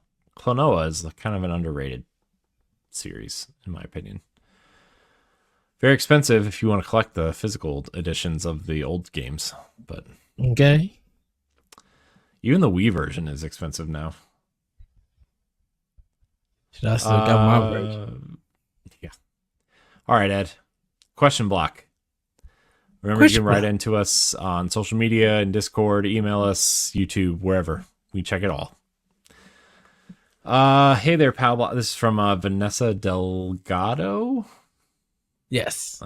Hey there, Pow Block. I've been listening for a little while now and thought the Direct was a good chance to write in. I'm excited about the return of Super Mario Galaxy and Galaxy 2. Do you think these classics will hold up to modern standards, or is nostalgia the main draw? Thanks for the awesome discussions and always making me laugh. They're always so fun. Yes, they will hold up. Yeah, If most Mario games anything, do. yeah, with the Galaxy games, like even if you think about Astrobot, Mhm. um, like Astrobot has a little bit of Galaxy in that game, like the Mhm. inspiration, some of the ideas of design, the physics and things, and world design. I think people definitely will take to it. I think what's going to end up happening is that with Mario Galaxy 2, I think a lot of people didn't get a chance to play because they probably thought it was just going to be the same old, same old. But it's more than that. So people might be playing Galaxy 2 for the first time. And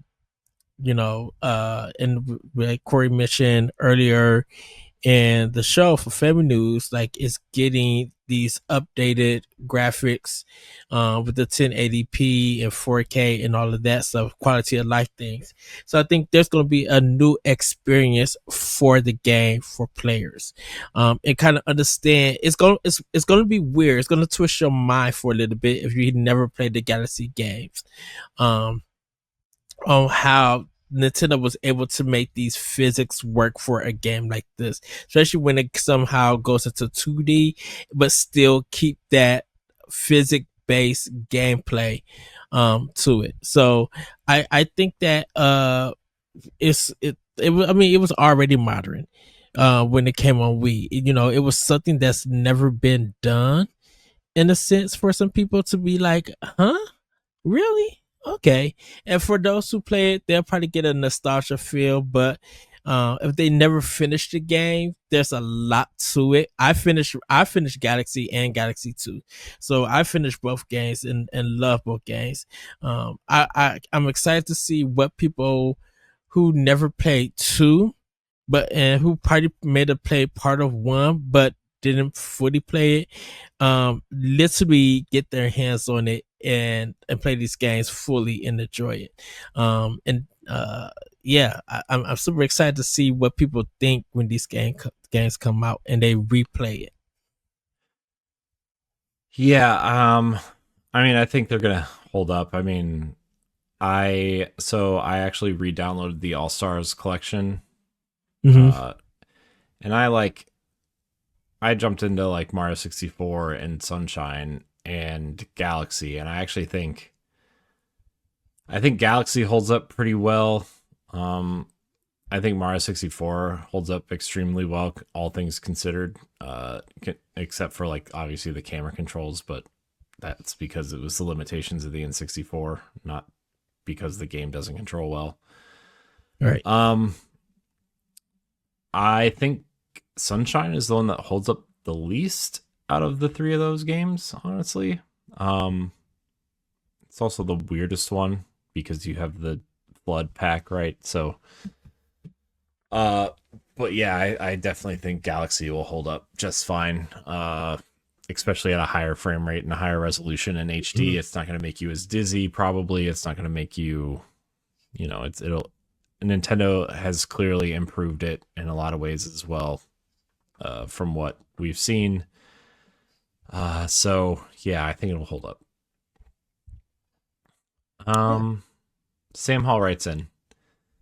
There are a lot of hot takes on Resident Evil Requiem not looking like the other versions of the game, particularly PS5 Pro and PC. Do you think that this is fair, or do you think these are just people aiming for clicks? Thanks for the show every week. Love you guys. It's gonna be for clicks because Yeah. when have anyone talked about graphics for a Resident Evil game at all? Even I with the mean, remakes, like I think the remakes actually look really. I think they're some of the better looking games, but I think like my opinion is like you're playing it on the Switch too. You know what you're signing up for. First of all, right, second of all, I think Resident Evil 9 looks great on the Switch too. I mean, that trailer they showed on in the direct was the Switch 2 version. I don't, right, I didn't really notice. I didn't know it was the Switch 2 version until afterwards, honestly, right? Like it looked pretty similar. I mean, obviously there's some changes and whatever after you go through mm, and compare them, but like I don't know, man. I look, if you wanted this to be as powerful as a PS5 Pro, you would have paid $1,000 for this thing. right? I mean, that's Yeah. the reality. Look at the Xbox handheld. It's $900, and it's not nearly as right. And obviously, it's obviously a PC. Also, there's a lot of different factors in that, but it's $900. You know, like, and you're advertising it as an Xbox, like and it's not nearly as powerful as a PlayStation 5 or an Xbox Series X. So, like, Mhm. you know, I think you're getting a lot out of the Switch 2. You know, so and people prefer handheld, and people prefer But cheap. And look, let me finish this real quick, and then you can go. Convenience will always trump the quality. We see that in streaming services. We see that in, obviously, the Switch is the best selling handheld or best selling console of the current generation or whatever. And people are going to want to take this on the go, and the easiest way to do that is to buy it on the Switch, right? I wouldn't be shocked if the Switch 2 version of Resident Evil 9 sales were at least comparable to the Xbox, PlayStation, and PC versions. mhm. I also wouldn't be shocked if it was the best-selling version of the game. Will it be? Probably not, but it wouldn't surprise me, especially with the Japanese audience. I don't know if you saw it. I didn't put it in the news. Switch 2 in less than 3 months sold over 2 million units in Japan alone. Yeah, I seen it today. Also, Xbox in the last month sold 125 units. Dang. 125 units, not 125,000, not 1,250. 125 units. The DS or 3DS was still being it. Yeah. That's all I'm saying. Xbox. Yeah. Well, I'm sorry.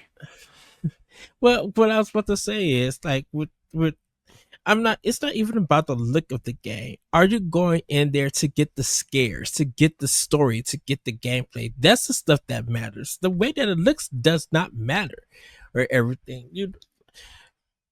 We have had a ton of games that look great, and the performance is not up there, matching that same quality on all of these consoles and even PC.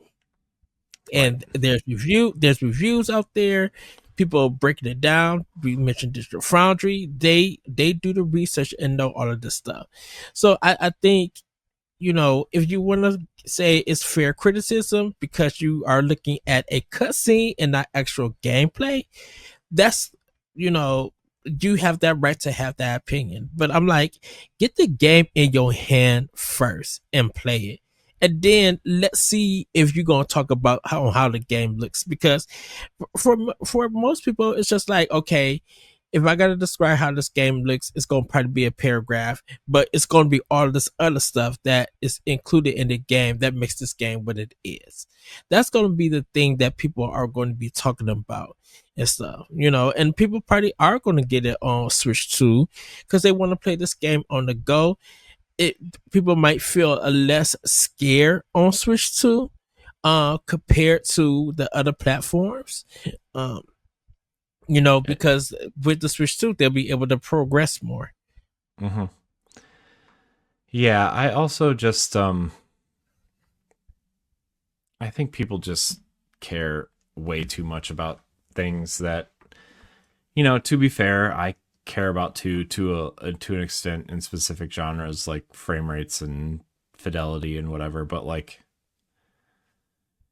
I don't know, man. The older I get and the more I just kind of have seen where my life is at this point, it's like, just want something fun and convenient, right? And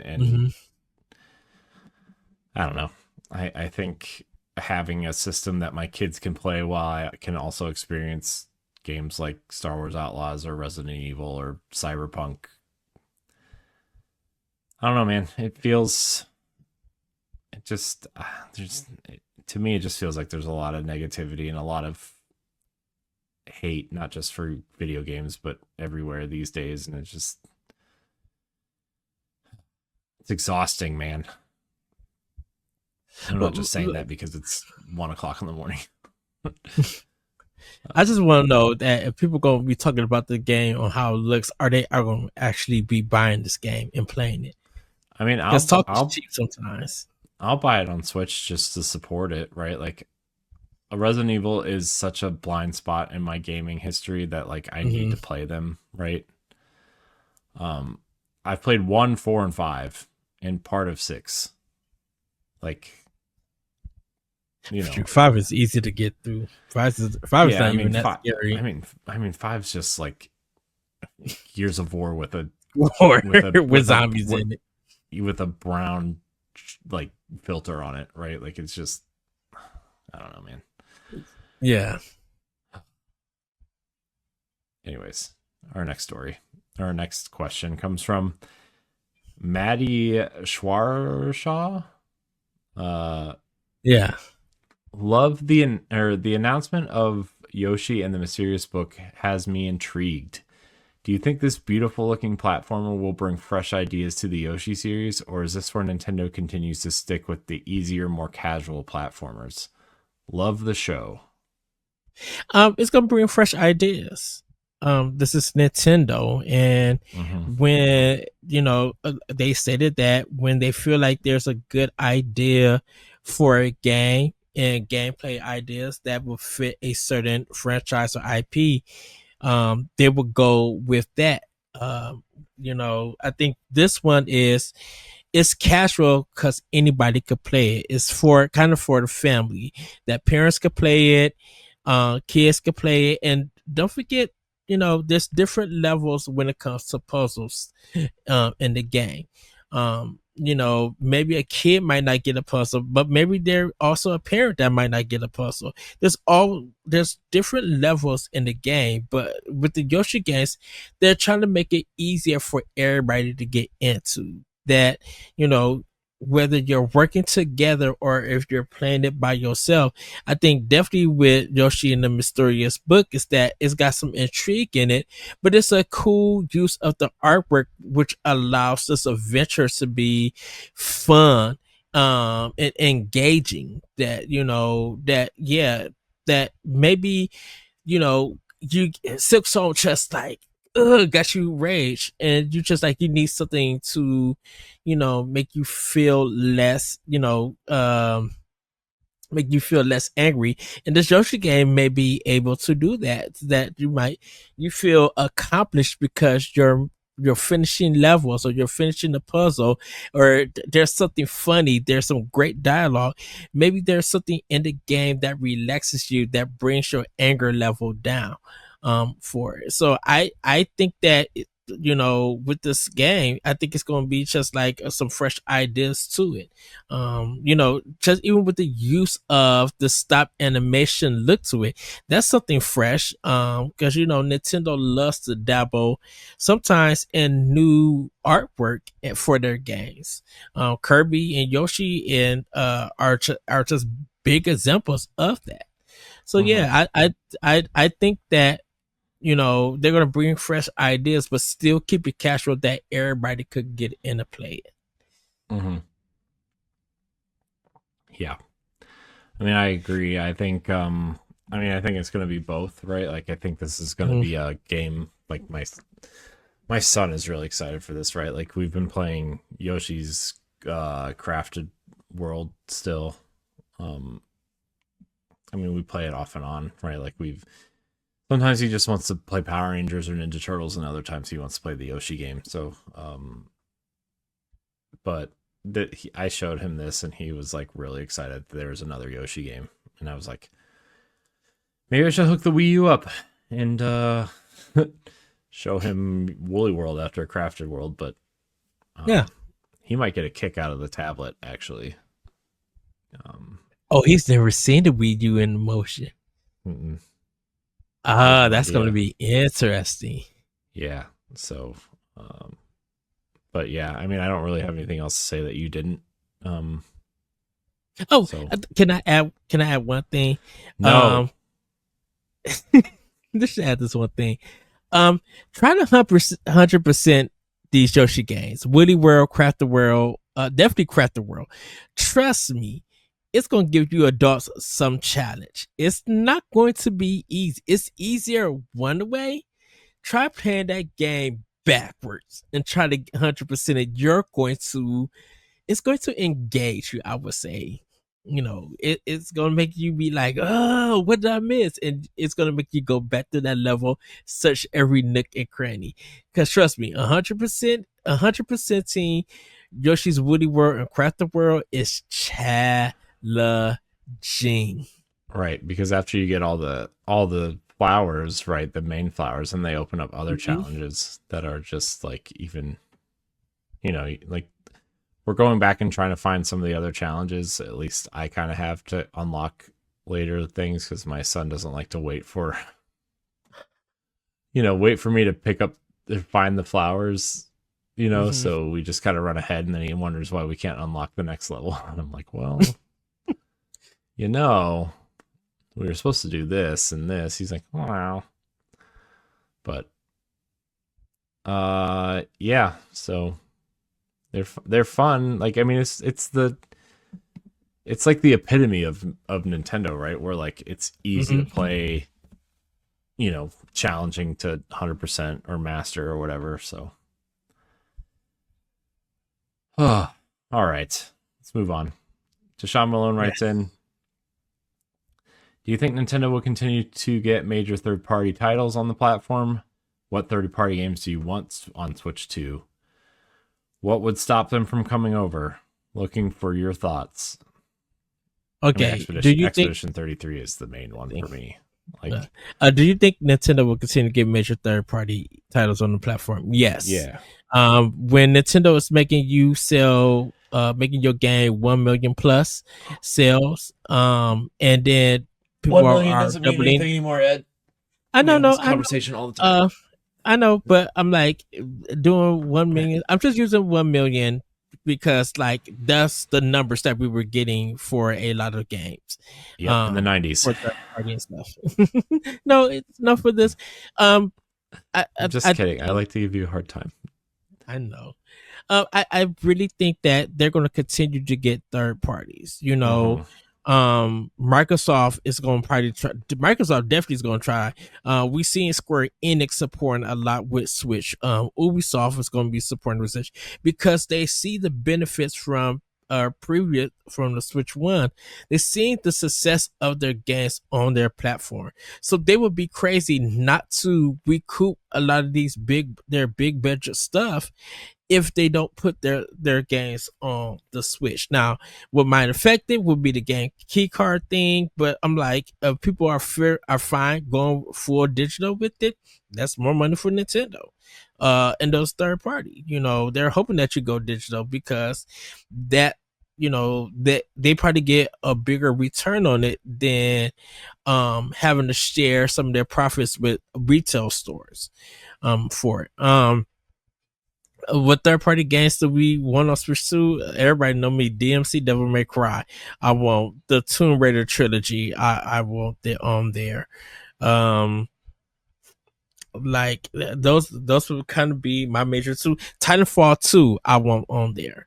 I know that Respawn won't do it, but like Titanfall 2 I think would get a chance on there. Forza Horizon 4 I would love, or any of the Horizon games. If they want to put Halo and Gears of War on there, do it. I think South by Midnight would actually be a good one for Switch 2. And Keeper, I think that's the new game from Double Fine that's coming out. That might be a good one too. I would like to see some Double Fine games on Switch 2. Also, yeah, Microsoft, I definitely would love to see them support Switch 2 with it.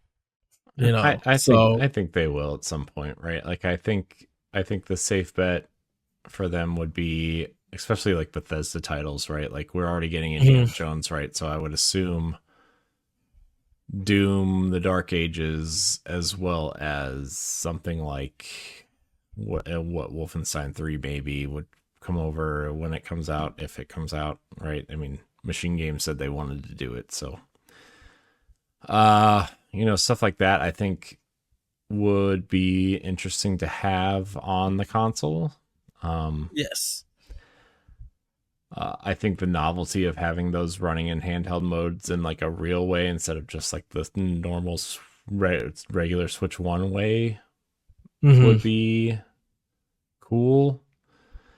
I'm really I guess it probably depends on how Indiana Jones runs, right? Like, I assume it's going to run relatively decently, but you know, that's kind of like the big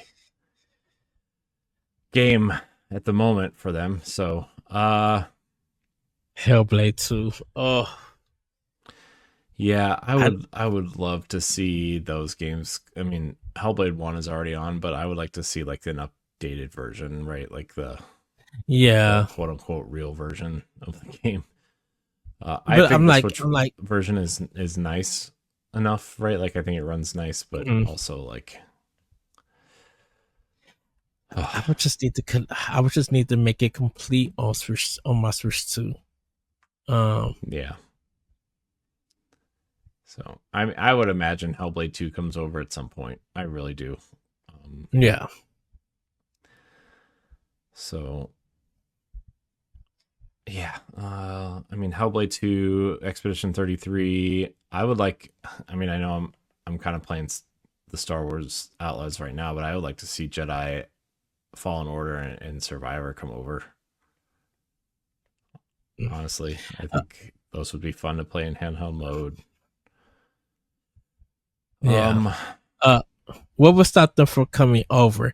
The only way they would stop from coming over if dev kits. Yeah. That. I think if people return back to PlayStation and Microsoft and making those games sell more on that platforms than Nintendo. I'm not kind of PC in this discussion, but I'm like, if these games start selling more than Nintendo on Microsoft platforms and PlayStation platforms, or either or by itself, that would be the only way. But I think right now, since Japan is kind of really running a lot of things on Nintendo and they're getting a lot of their games, you know, it's going to be up to the West if they want to get those coins too. And, you know, and if they're seeing companies making profit off of Switch 2 and they don't want to make profit off of Switch 2, then they don't have to bring those things over. If they still believe that they can make a bigger profit on Xbox and PlayStation. Now, that's why I said I exclude PC, but that would be the only thing. But you know how bigger third party here in the West is. If we want to make profit, we got to get our stuff out on as much as, you know, as we can and everything. Because I'm just like, if I go back to saying Switch and the numbers of games and stuff that's was sold on that system. You know, people who didn't want to bring their games over, and you're seeing these indies and ports and stuff just doing mad numbers. And then people seeing that the double dipping is happening on that platform from the community, you would be crazy not to bring your game over to Switch 2. Give it some tender love and care and everything, and put your all in it. Star Wars Outlaws is a perfect example where you really put your foot into it. Yeah, I also think like Nintendo has an advantage of like, you know, when PlayStation 5 and Xbox Series X came out, right, they were clearly the more powerful consoles. But I think, you know, obviously the Switch, but also like the Steam Deck proved that there is room for handheld gaming. As long as you can take your library you already own with you. It's an engagement device. It's more of an engagement device and less of a separate device where you buy separate games on, right? So I think that's why the Portal was actually really popular. You know, Sony still can't make enough of them to meet demand, which is crazy because it's a cloud device, but also like it's a streaming device. But and the thing about it is that the PlayStation Portal is a weird story because it came out, it did fine, and then just out of nowhere, it just started getting popular. Like recently, maybe the beginning of this year, people started talking more about the Portal, even though it's been out for a while. Yeah, and so like I think, I think with the PlayStation 6 rumored to have a handheld component to it, right? Obviously Microsoft is moving into the handheld PC space with ROG and Asus. I think and Nintendo Switch 2 being, more or less the most affordable, powerful handheld on the market, like in the way that games have become scalable over time. Like Yes. I think that a combination of all those factors leaves Nintendo in a good spot to just be treated like another platform for these games to come to, no matter what the power is, right? Because it's like I said, I mean, a lot of these games on the Switch 2 run better than the Series S version, right? And that's Microsoft's main console essentially right now, right? Because I mean, obviously the Series X is the main console, but the Series S is outselling the Series X 3-1. So you tell me which one's the main console. So, I think it's a very capable device. Cyberpunk proves it. Star Wars Outlaws proves it. Hogwarts Legacy proves it.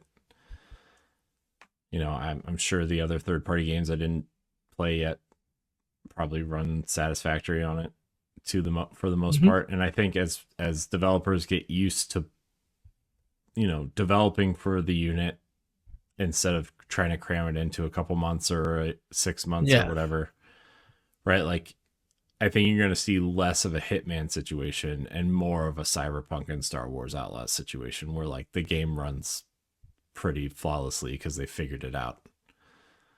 Plus, Nintendo bought a team to help third-party developers, specifically to help third-party developers put games on the platform. So you have that too. So yeah, I think that a lot of third-party games are going to end up coming over in due time. The one thing I do hope is that games that came to Switch 1, third-party games, get Switch 2 upgrades to cleaner, nicer versions, right?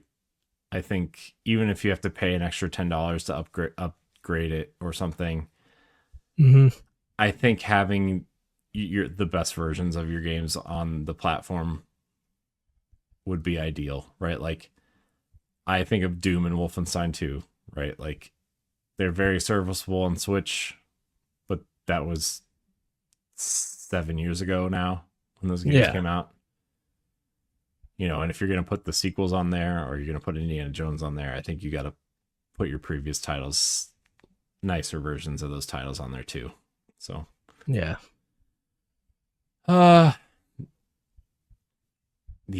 So I mean, all right, we'll get to this last question, then we'll get out of here. Green Mario 3337 writes in. That's just Luigi, guy. Or lady. I don't want to assume. Hey, Pow Block crew. Just found the show looking for a new Nintendo podcast to listen to, and I love this so much. Thanks for giving me a new must listen every week. Must listen. We are must listen. Yes. Here's my question. What do you think the first special edition Switch 2 console will be? What franchise will it feature on it? Looking at Pokemon and Fire Emblem for me. Thanks. I think Pokemon is the first one. I think they announced it. Well, it's a bundle. It's not a special edition console. Special edition. A bundle. Oh, okay. I think most like. Oh, go ahead. I do think Pokemon is a safe bet. Like the next mainline entry, whatever that is. Yeah. I think that's a pretty safe bet. I could. Oh, go ahead. Oh, I was just gonna say. Yes, Fire Emblem is also a nice thought, but I actually think. I think next year is the 40th anniversary of Zelda, right? And Metroid. I doubt you'll get one for Metroid. I do think maybe the Metroid Prime Trilogy Switch 2 pack will be available for the 40th anniversary. Now that we see what's happening with Mario, but I do think there will be a Zelda console next year for the 40th anniversary. Yeah, if nothing happens, for a Zelda, I think Smash Brothers would be the first one, unless the next 3D Mario game gets it. But I feel like Smash Brothers probably be the first one. Mario's so far out, though, man. You know, I feel like I don't know. I feel like Zelda would be easy to do at this point next year. Like, instead of the red and the blue on the Joy-Cons, you put green on there, right? Like, I feel like that's an easy one. I feel like putting the Triforce on the dock is an easy one. Because I wonder, do you save it for the Zelda movie to release like a special edition to commemorate the release of the Legend of Zelda no film? No. I think Nintendo's going to try to keep their games and their movies separate. Even though they want them to feed into one another. I think they're going to keep them separate in a way. Like, you're not going to make a Mario movie Switch 2, right? I feel like you're going to get like a special edition movie, right? That maybe like has a code of some sort for a Switch game in the future. I don't know. Like, it's not going to be like, yeah. I think once we see the Galaxy movie on how Nintendo moves it or what Miyamoto do, because I definitely by the time that Galaxy movie come out, they're going to re-release the Mario movie. And there might be some benefits and sales on the games and stuff. Even though we're getting the Galaxy collection, I think they're going to do something I think with the Legend of Zelda, with this film and everything, it's going to be like, if you want to learn the history of this game, this is the Switch 2. You can get 3 months of Nintendo Switch Online and expansion pass. This is the design. Like, you can play these games to get the understanding before the film comes out and stuff. And if you haven't, these are the Switch 1 games. We have upgrades to have the Switch 2 versions, and then like promote Breath of the Wild and Tears of the Kingdom, and whatever Anuma decides to announce the next game, the next Zelda game for it. Yeah. Because right now I'm looking at my Tears of the Kingdom Switch special edition.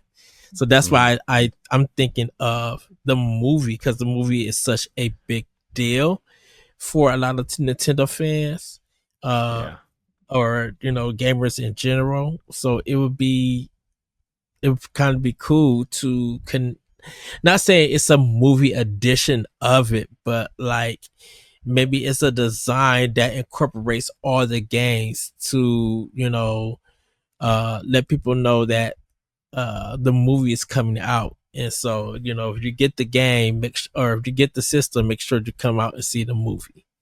Yeah. Yeah. Yeah,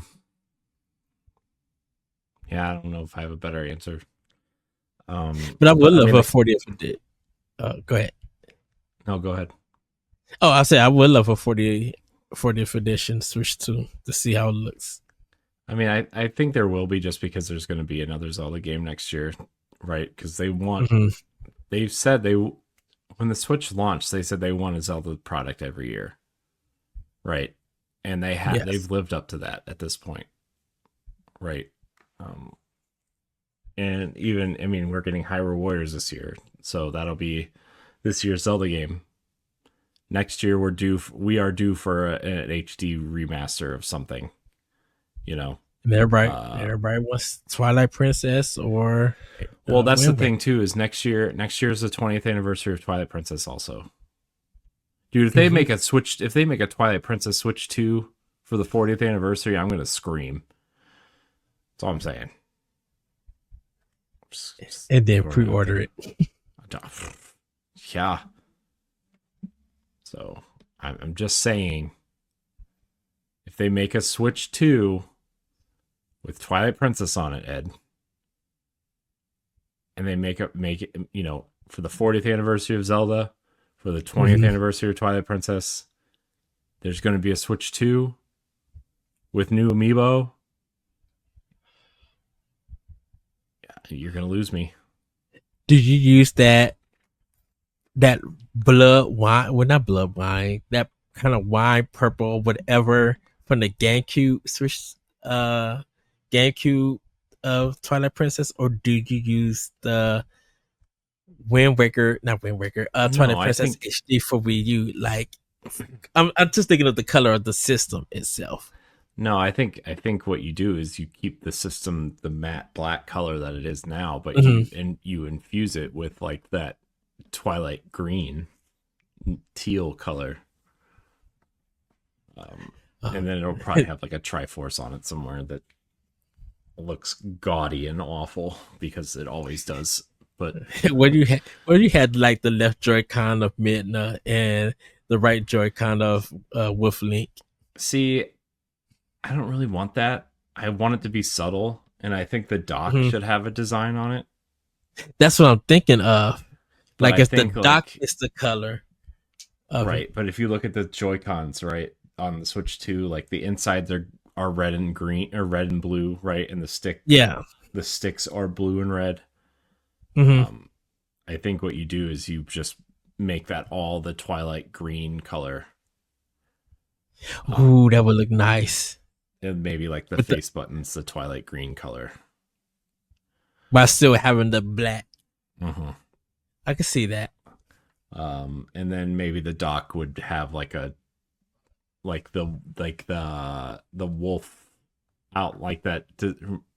Remember that promotional image of like the wolf design, not the wolf itself, but it was like a lack of better comparisons because it's 1:30 in the morning, like almost like a tribal tattoo looking wolf design. Yes. Or like maybe the mirror, right? Or maybe like an outline of Midna's kind of helmet crown thing. I don't know. There's so many things you could do with that in terms of design. I almost wonder if you would do something like that. It's just my opinion, I guess. I don't know. What do I know? A lot of options, a lot of creativity that could go into it. I need to look up this logo. Yeah. Okay. So like, I knew that I was looking at this. So like, behind, you know, the Legend of Zelda Twilight Princess, the words, right? You have like the design of like the wolf, you have the wolf design, and then behind it you have like Midna's crown, like the when she's the imp, like the crown that she wears. Yeah. And then like the kind of, there's like a separate section where it kind of goes down. So look up the logo, you'll figure it out. I can't explain it. I'm tired. It's 1:30. Get me out of here. I'm going to bed. Well,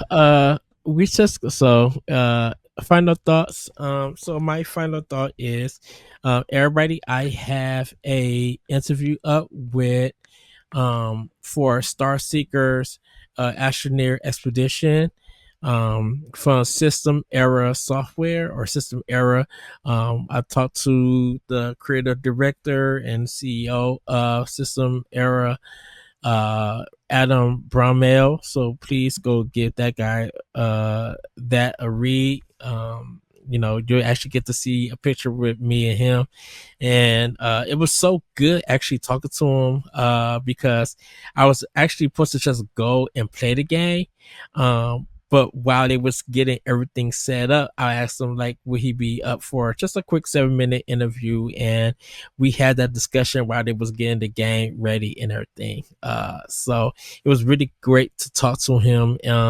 Learned a lot of stuff on the games that he worked on. Definitely like Watch Dogs and Assassin's Creed, like some Ubisoft stuff.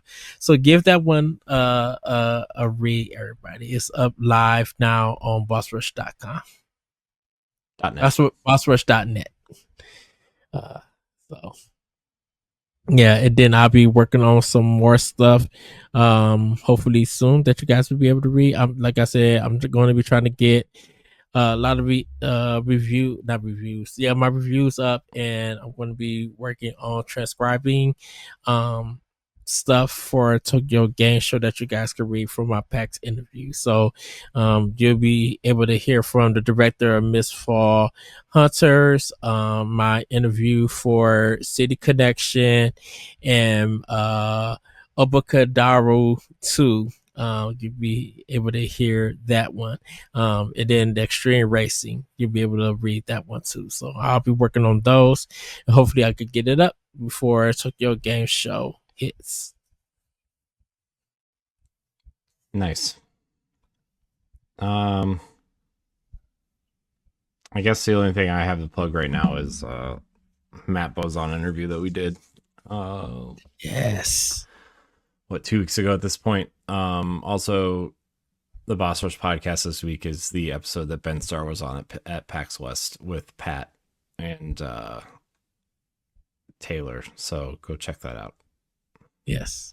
And Stephanie's Spotlight, you guys can check out also. Oh yeah, she did Choose Co. It's a choose your own adventure book revival publisher, and it was a really good interview. So check that out. Yes.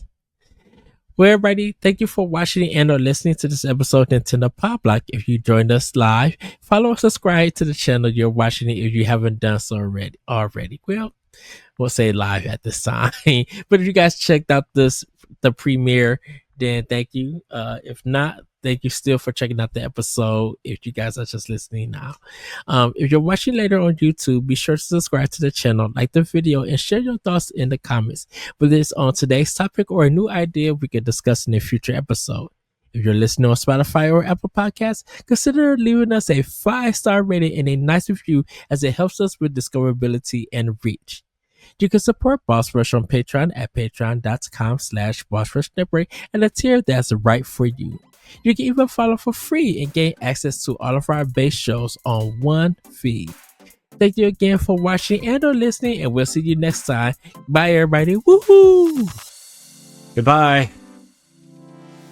If you want to see how you can become a Patreon producer, head on over to patreon.com/BossRushNetwork.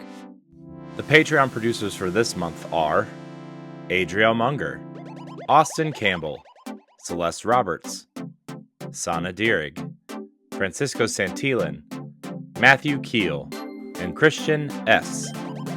Thanks for your continued support of the Boss Rush Network.